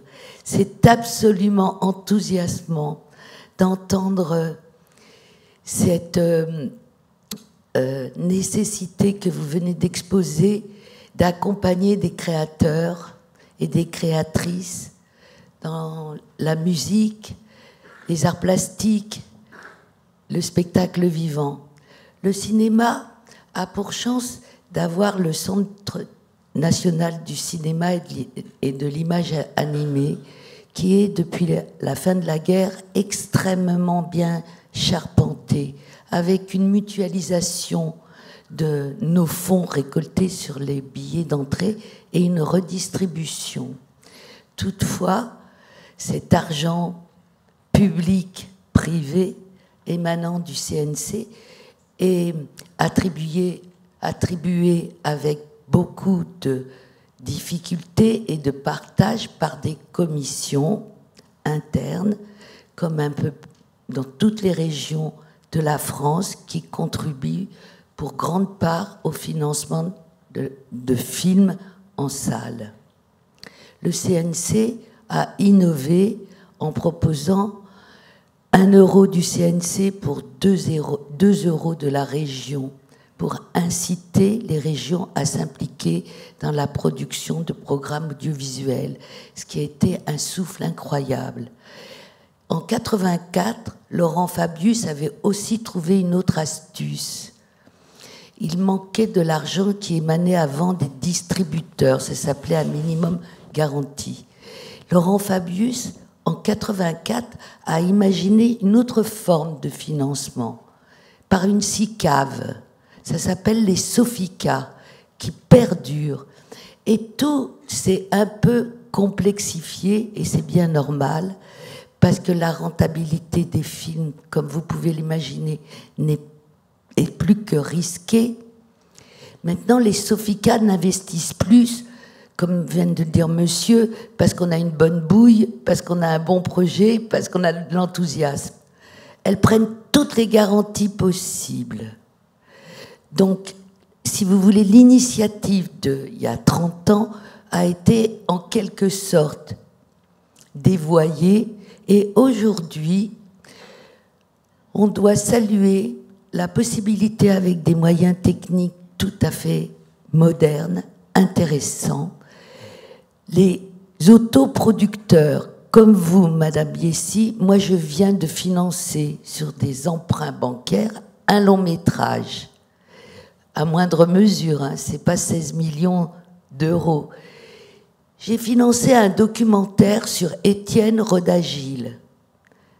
Je n'ai pas trouvé un centime pour parler de ce poète, mais j'ai fait le film. Et comme vous l'avez dit, et les autres créateurs tout à l'heure, on a la satisfaction d'être arrivé à faire éclore une œuvre pour laquelle on a tout risqué et qu'on a tant voulu. Ce désir dont vous avez parlé, Mélanie, m'est allé droit au cœur, parce que je l'ai porté pendant 15 ans de la même façon. Et je salue les jeunes créateurs qui étaient là tout à l'heure, en leur faisant part que dans le cinéma, beaucoup de jeunes s'autoproduisent, s'autodistribuent en salle, ont une vigueur et une envie de créer. Merci. Merci à vous. Merci Charlotte, merci. Autre question ? Merci. Alors moi, je vais vous apporter une problématique qui est une représentation de ce qui se passe en province. et dans une pratique qui est la pratique amateur. Ma famille, depuis 65 ans, fait vivre une compagnie de théâtre lyrique qui se veut être un vivier, un incubateur, on dirait aujourd'hui, un découvreur de talent. Et nous rencontrons bien évidemment les mêmes problématiques, c'est-à-dire arriver à financer les productions annuelles qui vont nous permettre de donner des rôles, pour une première fois, à des jeunes chanteurs lyriques. Et on fait face, bien évidemment, à la baisse des subventions des collectivités territoriales. Et à côté, notre problème, c'est le vide du côté du secteur privé. La plupart des entrepreneurs en province vont aller se diriger vers le sport, où ils vont trouver de quoi s'éclater. Je viens de Castres. Et on a le Castres Olympique, et je vois mes amis entrepreneurs qui, les samedis soirs, sont contents d'apporter leurs clients, d'amener leurs clients dans les loges du Castres Olympique. Et quand je vais les voir pour leur dire « venez nous aider, nous sommes aussi des découvreurs de talents, nous avons aussi une entreprise associative, mais qui est une entreprise culturelle », ils ouvrent les yeux très grands et ils me demandent si c'est vraiment possible. Et donc là, la problématique que je vous pose, c'est celle du soutien de la pratique amateur en province. La compagnie que je représente, les Compagnons du Théâtre, elle existe depuis 1953.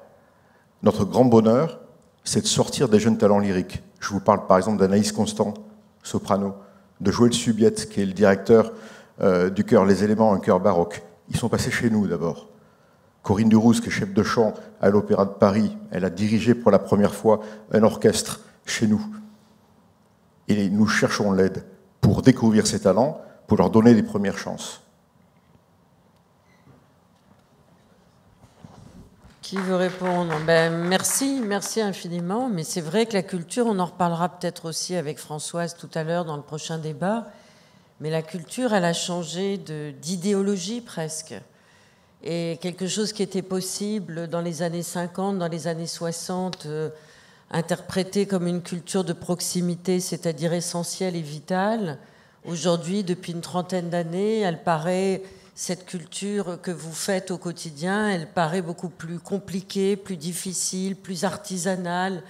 Et c'est aussi une définition du pouvoir qui existe aussi, je crois, dans le domaine de la culture, et c'est ce dont on souffre dans ces journées tourmentées que nous vivons aussi.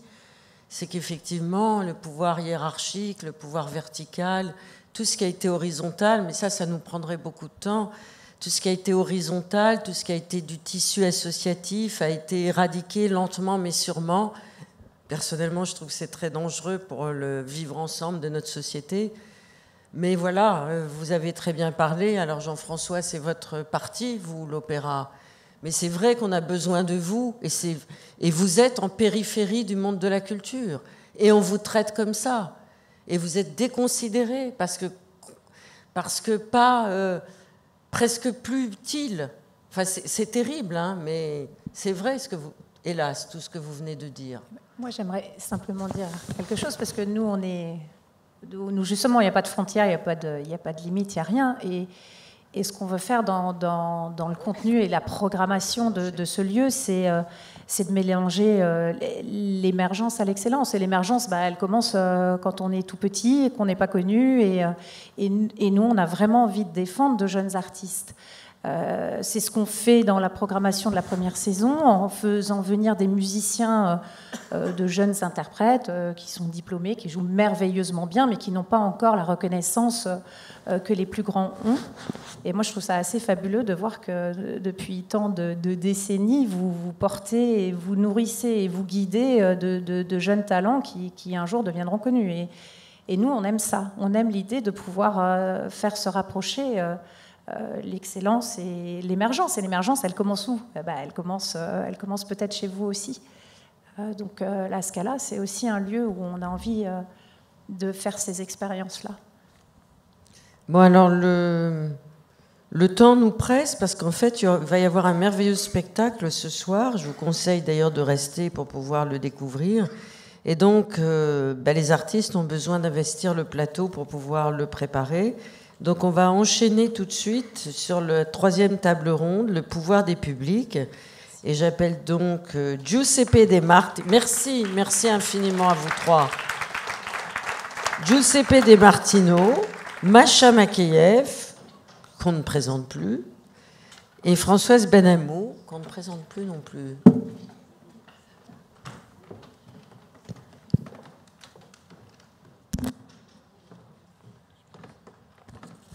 Ah, je vois, je distingue, parce qu'on ne vous voit pas du tout, mais je crois que Macha est là.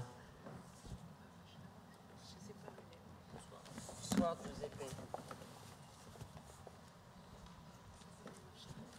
Il me semble qu'elle est là, voilà. Bon, on ne vous voit pas. Oui, c'est bien Macha qui descend.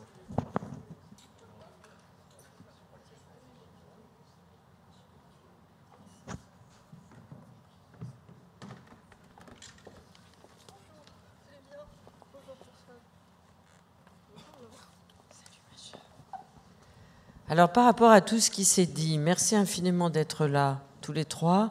Par rapport à tout ce qui s'est dit et par rapport à votre compétence, votre expérience, vos savoirs, vos pensées, Françoise Benamou, peut-être une petite introduction et une petite reprise de certaines thématiques qui ont été abordées. Avant d'aborder le problème, la problématique des publics qui, comme on l'a vu depuis le début de ces débats, avec effectivement Pauline Bell, mais aussi Philippe Schoeller. Tout ce qu'ils ont dit, c'est la joie, la jubilation même à pouvoir créer, même dans des conditions matérielles extrêmement difficiles. Et ce qu'ils ont dit aussi, c'est que sans public, ils n'existent pas, quoi. Ils ne continueraient pas. Même si la vie est difficile pour eux, ils ont des publics, même des petits publics. Alors Françoise. Ce qui m'a frappé aussi, c'est le fait qu'il y ait des lieux nouveaux comme ça, qui peuvent répondre justement, qui peuvent entrer dans les interstices de la création et répondre à des besoins qui s'expriment, qui sont très clairs de la part des créateurs. Mais c'est tout à l'heure, on a insisté sur le fait qu'il n'y a pas de théâtre sans public. Et ça, je trouve que c'est un point extrêmement important. Alors, je vous ai apporté un chiffre qui m'a frappé. On peut regarder d'ailleurs le verre à moitié plein ou à moitié vide. C'est en Europe, sont allés au théâtre, alors il s'agit des plus de 15 ans, sont allés au théâtre une fois au moins dans l'année, donc 28% des gens dans l'Union européenne, 39% au Royaume-Uni, 30% en Allemagne et 21% en France. Alors je dis à moitié plein ou à moitié vide parce qu'on peut se dire, mais alors c'est désolant, les Français vont passer au théâtre, mais en même temps on peut se dire qu'il y a un potentiel, qu'il y a vraiment, si l'offre se développe comme elle est en train de se développer, avec de nouveaux dialogues entre les disciplines, on en parlera, je pense que Macha en parlera sûrement, eh bien ça permet d'ouvrir à de nouveaux publics et il y a vraiment ce potentiel qui existe. Tout à l'heure d'ailleurs a été évoquée la question des écoles et de l'éducation à la culture. Alors on pourrait se dire là aussi c'est un serpent de mer, mais il y a tant à faire et il me semble que, par exemple, il y a une chose qui n'a jamais été faite, c'est de vraiment mettre les sorties culturelles dans les programmes obligatoires pour les écoles. C'est-à-dire faire vraiment quelque chose qui fasse que les enfants, les jeunes, n'aillent pas une fois au théâtre dans leur vie scolaire, 2 fois quand ils sont très gâtés, mais de manière très fréquente, de telle sorte que ça devienne une expérience familière, ce qui changerait la donne. Donc je crois qu'il y a beaucoup d'espoir dans ce qui se passe aujourd'hui du côté de la culture et aussi beaucoup d'enjeux quand on voit évidemment ce qui se passe dans la rue, puis aussi dans les collèges et dans les universités autour de la culture, parce que cette expérience de théâtre, c'est une expérience culturelle, ça va de soi, mais c'est aussi une expérience sociale, c'est une expérience de socialisation, d'intégration, etc. Et je lisais récemment une étude qui a été faite par un sociologue qui s'appelle Erickson et qui partait du fait qu'il y a peut-être, dans le fait que les salles ne sont pas toujours aussi pleines qu'on le souhaiterait, il y a un déficit peut-être d'information, tout simplement, à la fois de familiarité, mais aussi d'information pour tout un public potentiel. Et les sociologues disent souvent que ce qui est important, c'est la force des liens faibles, c'est-à-dire c'est pas tant les liens forts qu'on a avec notre entourage classique, mais ce sont tous les liens faibles que l'on peut développer au travail ou ailleurs. Et c'est là qu'on parle peut-être de culture. Et dans cette enquête, Erickson disait, mais une des difficultés que rencontrent les gens dans leur conversation au travail, c'est que parfois ils hésitent à parler culture, ils hésitent à parler de leur dernière sortie culturelle parce qu'ils craignent que ce soit un peu comme un message de domination, de domination sociale. Et donc là, je crois qu'il y a un premier défi pour changer à la fois peut-être le visage des publics et élargir les publics, c'est sortir de cela justement, c'est-à-dire arriver à faire venir ces nouveaux publics en leur expliquant que ce n'est pas une affaire de domination. Il y a un deuxième défi sur si je peux continuer un tout petit peu, sur les publics, c'est sans doute répondre à une demande de diversité. Ça a été évoqué d'ailleurs par Mélanie, l'idée que un des grands projets de la Scala, c'est justement de faire dialoguer les disciplines, de faire du patrimoine et du contemporain. Et cette diversité, elle est extrêmement importante. C'est aussi la diversité des publics. Je suis persuadée qu'une salle diverse, c'est une salle plus joyeuse, c'est une salle plus porteuse de valeurs, mais en même temps, ça aussi, c'est très compliqué, c'est un défi, parce que à la fois les publics veulent de la diversité, mais en même temps, d'une certaine manière, ils aiment l'entre-soi. Et donc là, il y a vraiment un deuxième défi, en quelque sorte, pour les théâtres, et singulièrement pour cette salle. Troisième point sur les publics, je crois qu'un autre défi, c'est de s'ouvrir aux nouvelles exigences des publics qui ont énormément changé. Et ces exigences, elles sont doubles. C'est-à-dire qu'il y a à la fois des exigences qui sont périphériques au spectacle. C'est la sociabilité, c'est le restaurant, c'est le café, c'est l'endroit où on va pouvoir parler, rencontrer des gens, etc. Là. Mais aussi une volonté de participer, d'en être, de pouvoir donner son avis, de pouvoir être prescripteur, de participer comme ça à la vie du théâtre. Et puis, il y a un enjeu qui, lui, est plus interne à la programmation, c'est pouvoir s'identifier à ce qui se fait et en être heureux. Et ça implique de nouveaux dialogues entre les salles et le public. Et construire ces dialogues, c'est pas du tout évident. Ça peut être à travers comme ça des rencontres comme celle-ci. Ça peut être à travers des plateformes. Il y a toutes sortes d'idées à avancer. Et puis mon dernier point, c'est sur l'économie des publics, puisque cette rencontre se fait avec le cercle des économistes. Il y a évidemment un vrai sujet d'évolution de cette économie des publics. Le public est plus volatile, il est plus exigeant. En tous les cas, il cède beaucoup à l'immédiateté et il est parfois attiré par les festivals. C'est pas du tout antinomique de ce que fait une salle, mais ça veut dire que il y a de nouvelles concurrences sans doute. Le public est sollicité par toutes sortes de propositions et l'immédiateté, ça veut dire aussi que le public peut être parfois infidèle. Et donc construire cette fidélité, je crois que c'est vraiment un des enjeux de la Scala. Merci Françoise. Macha, elle a crié, tu as réussi à inventer un nouveau public, des nouveaux publics. Est-ce qu'on peut parler de création de nouveaux publics, de démarche si volontariste tu as réussi à créer de nouveaux publics? Alors je me méfierais beaucoup de ce pluriel-là qui m'a toujours interrogée, qui m'a toujours surprise, des publics. Je pense qu'il y a le public.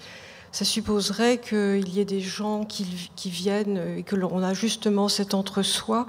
Donc moi, j'avais vraiment envie que nous travaillions avec mon équipe, parce qu'on ne fait rien seul au théâtre, pour avoir ce public-là spécifique. Alors évidemment, il faut répondre à une sociologie, même à une topographie. C'est un théâtre dans un endroit précis, là, sur un quai, sur le Vieux-Port, dans une ville dont la sociologie est familière maintenant, en raison des dernières circonstances aussi et de ses difficultés. Donc il fallait inventer ce public-là. Alors, pour inventer, c'est comme la diversité dont tu as parlé. La diversité, moi, je suis née à Marseille, donc quand je suis arrivée à Paris à 18 ans, on parlait de diversité, je ne comprenais pas, parce que pour moi, la diversité, c'était mon paysage. Donc je trouvais très étrange que si près, si loin de chez nous, on puisse parler de diversité.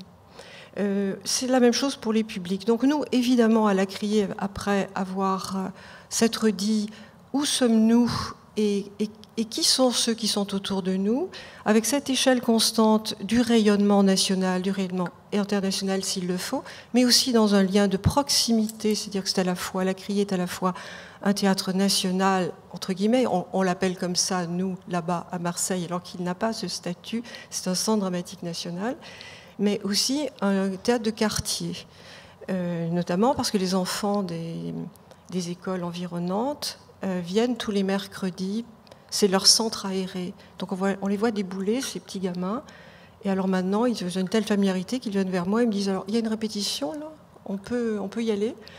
C'est-à-dire que désormais, ces enfants-là, où qu'ils se trouvent, quelle que soit la vie, le récit de leur existence, ils chercheront dans n'importe quelle ville où se trouve le théâtre.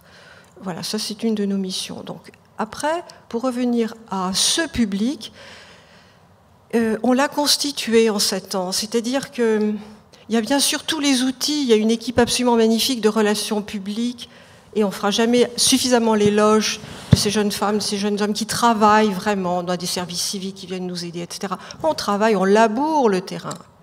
De la prison, en passant par les hôpitaux, en passant par les quartiers difficiles, en passant... Vous ne pouvez pas savoir, c'est un travail constant. Nous, à Marseille, on a une problématique de migrants, de primo-arrivants, de CADA, toutes choses qui résonnent très fort dans notre ville qui s'est constituée sur ces migrations successives. Donc ce travail, là on le fait, mais il y avait aussi une réflexion d'un décalage. En Centre dramatique national, quand je suis arrivée, j'avais jamais eu cette double casquette d'artiste et de chef d'entreprise d'une certaine façon. On m'a dit, Macha, du théâtre, du théâtre, du théâtre. Alors la première chose à faire, c'est de décaler et de dire du théâtre, mais aussi de la musique, mais aussi du cirque, mais aussi de la danse, mais aussi de la littérature, mais aussi de l'université, des colloques, etc. Donc mais aussi de l'avant-garde, avec des esthétiques absolument, parce qu'on m'a dit, oh là là, vous savez, c'est très intimidant, toutes les esthétiques. Non, Angelica Lidl chez nous, ça marche très bien maintenant. Et je pense que simplement, il faut l'accompagnement, c'est-à-dire qu'il faut dire au public, non, vous êtes suffisamment intelligent, mais surtout, on va vous accompagner parce que nous-mêmes, on l'a été. On n'est pas allé vers ces esthétiques-là, comme ça, par l'opération du Saint-Esprit. Il faut de l'initiation, comme en peinture, etc. Non, justement, pas d'esprit de domination. Donc un grand accompagnement, et moi j'ai appelé ça les avant-gardes, pour que voilà, du Zérep ou des gens absolument mis de Varlop, tous ces gens-là ont leur place à la Criée, mais on accompagne le public. Et puis justement la fréquentation, c'est casser l'intimidation, c'est-à-dire qu'après tout il y a des familles qui viennent pour voir le cirque.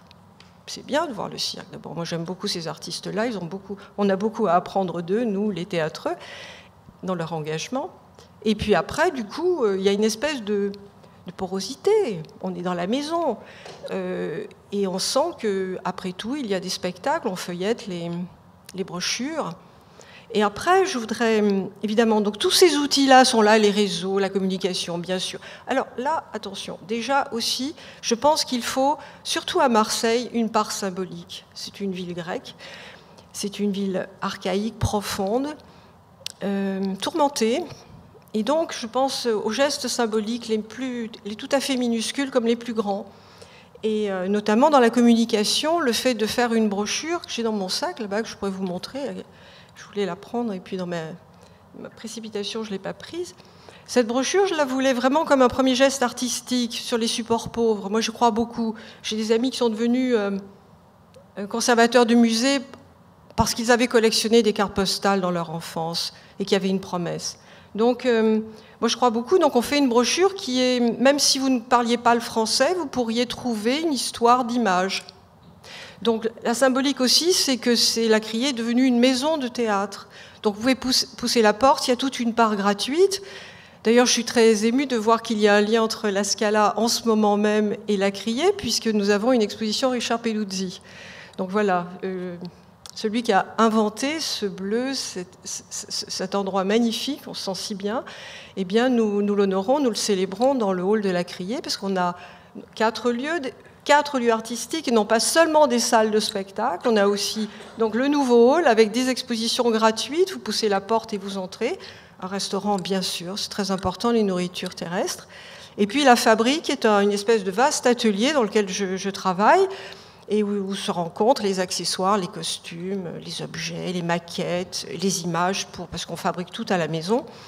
Et c'est un lieu aussi où les personnes qui travaillent dans les bureaux, qui viennent me voir, il y a là des conversations très particulières, précisément parce qu'on quitte le bureau et qu'on est confronté à la force des objets. Bien sûr, il y a le plateau aussi, c'est la force vive d'un théâtre. Et je vous dis ça parce que ça a à voir avec le public. Parce que dans la symbolique, c'est de dire il faut ouvrir le théâtre. Et donc, on n'est pas les seuls. Mais c'est tellement important de trouver ce chemin-là par l'autre porte. C'est-à-dire de monter à la fabrique, de voir... D'ailleurs, les enfants qui viennent tous les mercredis me disent... Alors, parce qu'en ce moment, elle est fermée, il y a des travaux pour encore quelques semaines. Ils me disent, mais alors, on ne peut pas aller voir les animaux empaillés là-haut. Donc, cette circulation des choses, les coulisses, le fait d'entrer... par l'autre porte pour le public, je vous assure que ça fabrique un public très fort. Et moi, j'insiste beaucoup auprès de ce public pour leur dire, le théâtre, ça se fabrique, ça se prémédite. Ce sont des maisons de préméditation poétique, mais ce sont aussi des maisons de fabrication avec une chaîne de compétences incroyable. Les métiers du théâtre, c'est encore une chaîne incroyable et le public ressent cela et quand il s'assoit dans la salle, parce qu'il a entendu un concert, parce qu'il a vu un spectacle de cirque, parce qu'il a vu de la danse, et l'éloge de la danse ne sera jamais assez grande, on ne fera jamais un éloge assez grand de la danse parce que c'est l'architecture de l'espace et que nous, au théâtre, on a besoin que le public sache regarder ça pour savoir nous regarder aussi. Donc, cette fréquentation, ça fait un public extrêmement curieux et maintenant demandeur d'étonnement. Voilà. Après, on n'a pas tout résolu, hein. Loin de là. On a encore beaucoup de travail à faire pour des publics qui ne s'arrogent pas encore le droit de pousser la porte. On travaille tous les jours à ça. Mais j'y crois comme d'une utopie absolue et nécessaire et fervente, et encore plus aujourd'hui, où les valeurs risquent d'être piétinées ici ou là. Ce matin, j'étais encore à Marseille et on réfléchissait à ça. C'était curieux de se dire il faut fermer les théâtres et il faut fermer les musées demain. Donc voilà, redoublons de vaillance, accueillons et proposons des artistes exigeants, magnifiques, éblouissants. Merci beaucoup, Masha. Alors, Giuseppe? Moi, j'aimerais juste évoquer un peu la relation qu'on peut faire, l'analogie entre le théâtre et le numérique, le digital, Internet, par rapport à cette question de nouveau public. Je parle à la régulatrice, hein, ma voisine, mais le théâtre comme Internet, la ressource n'est pas rare. N'importe qui peut ouvrir un théâtre, n'importe qui peut lancer un site Internet, aller chercher son public. À la différence de la télévision ou de la radio, où cette ressource, hein, l'autorisation d'émettre est nécessaire. Et c'est comme ça que sur Internet, on arrive à avoir une donnée très précise pour connaître les habitudes, les usages, et malgré ça, à la différence, encore une fois, de la radio, de la télévision, on procède par échantillon, par sondage. Sur Internet, on a à l'heure dite exactement toute l'information sur la fréquentation, l'utilisation qui est faite d'un contenu.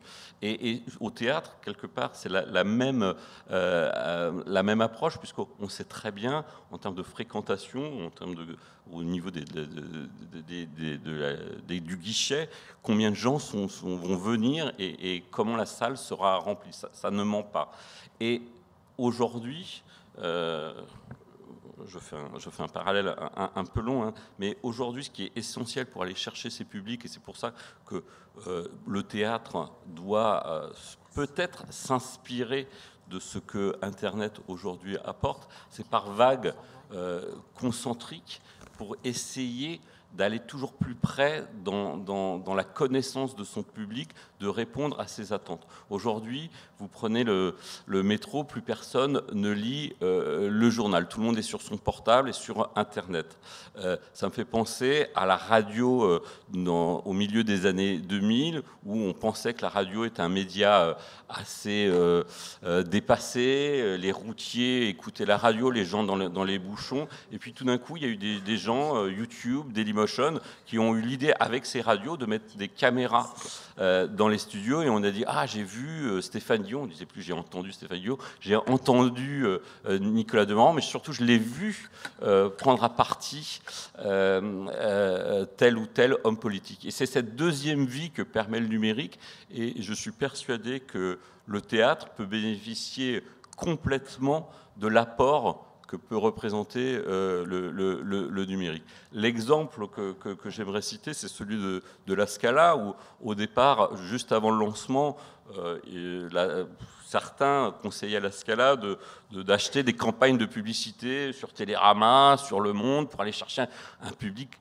soi-disant fervent de ce type de spectacle. Mais la vraie réussite de la Scala, c'est être descendu dans l'arène, sur les réseaux sociaux, produire des contenus ad hoc, s'inspirant de ces spectacles pour montrer au nouveau public, montrer à cette nouvelle génération qui s'informe via sa communauté, qui n'a plus forcément confiance dans les médias existants en termes de prescription, mais plutôt de ce que autour de soi, dans la vraie vie ou en tous les cas sur les réseaux sociaux, les gens peuvent conseiller. Et c'est cette démarche qu'a faite la Scala, pour moi, qui est assez novatrice et en tous les cas qui va dans le bon sens, parce que le public de demain et de la Scala, du théâtre en général, est déjà sur les réseaux sociaux.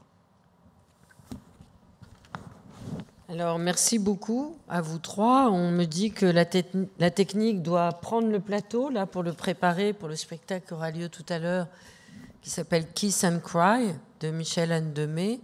Et on me dit qu'il n'y a qu'une seule question de possible pour conclure, je n'ose pas employer ce terme, ce débat très riche en force de proposition. Donc, qui se sacrifie pour poser l'unique et dernière question ? Je reviens sur l'exemple que vous nous avez donné à la Criée de l'accueil des jeunes publics, de l'accueil des écoles. Il existe en France beaucoup d'initiatives de ce genre, aussi bien dans le théâtre que dans la musique, à l'opéra même. Je ne sais pas s'il existe, si quelqu'un s'est jamais préoccupé de faire un petit peu la moisson de ces initiatives, d'en faire la collecte pour comprendre ce que sont, au fond, ce qu'en est la typologie. On parle constamment, si vous voulez, de la nécessité de lien entre l'école et le monde de la culture, le monde de l'art. Il y a beaucoup d'initiatives. On sait quand même que, globalement, il y a un contraste, si vous voulez, entre la qualité de ces initiatives et peut-être leur nombre, et le fait que quand même, qui veut s'intéresser à la chose, si vous voulez, il n'y a pas de bureau pour trouver comment ça marche. Ça n'existe pas. Chacun va à la pêche, fait comme il peut, fait comme il veut. Est-ce qu'il serait opportun qu'il existe, au fond, une espèce d'analyse, de synthèse, si vous voulez, sur ce que sont ces actions faites par vous-même, par d'autres théâtres, afin que ceux qui veulent s'en inspirer pour les développer, si vous voulez, pour les développer ailleurs, puissent le faire.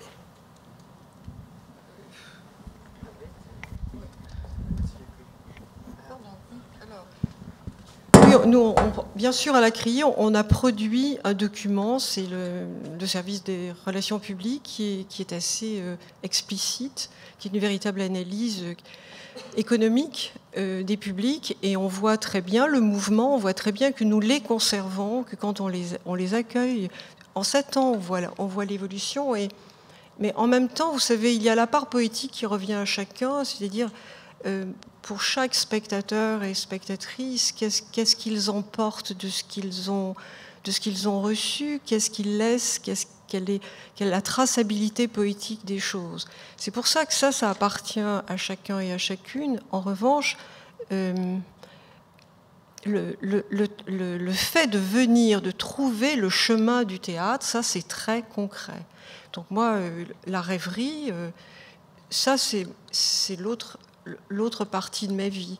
Et voilà, ça me hante. Comment sont-ils partis, avec quoi? En revanche, il y a vraiment des techniques pour aller chercher le public, des chemins. Et je crois beaucoup, je vous dis, à la topographie, je crois beaucoup au désir, à la maison théâtre désirable. Y être reçu, y être accueilli, s'y sentir bien, y avoir sa place, et se l'approprier. Et ça, vous savez, ça passe bien sûr par du discours, mais très souvent, on a des enfants qui commencent à peine à parler le français. Hein. Mais la beauté, ça compte. Ici, c'est dessiné par Richard Peduzzi. La Criée a été dessinée récemment par Jean-Michel Villemotte. Et comme je hais la culture de la misère, la culture de la... Je pense qu'il faut, par la beauté aussi, voilà, ça c'est un des ressorts, la topographie, la beauté, le meilleur, la part plastique du théâtre, la part plastique de l'accueil, c'est très important. Donc nous avons besoin, dès la porte et sur le quai déjà, de gestes artistiques, et dans les moindres choses et dans les grandes choses. Merci infiniment à tous les participants, merci infiniment aussi au public. Je crois que nous n'avons fait qu'effleurer des questions très importantes et qu'il faudra d'autres débats pour que se réinvente un rapport au théâtre. Moi, je voudrais terminer sur ce que tu as dit tout à l'heure, Macha. Je voulais aller au théâtre, comme tous les soirs, demain, et j'en suis au 8e théâtre qui me répond que non, hélas, c'est fermé. Tu nous as annoncé que ton théâtre aussi serait fermé. Non? Ah ben, c'est une bonne nouvelle, parce que je ne comprends pas. On n'est pas en état d'urgence, que je sache. Pourquoi on ferme les lieux où on pourrait être accueilli? Qu'est-ce que ça signifie? Je ne sais pas. En tout cas, c'est une question que je me pose. Donc, à Marseille, la Criée est ouverte. Je prendrai le TGV.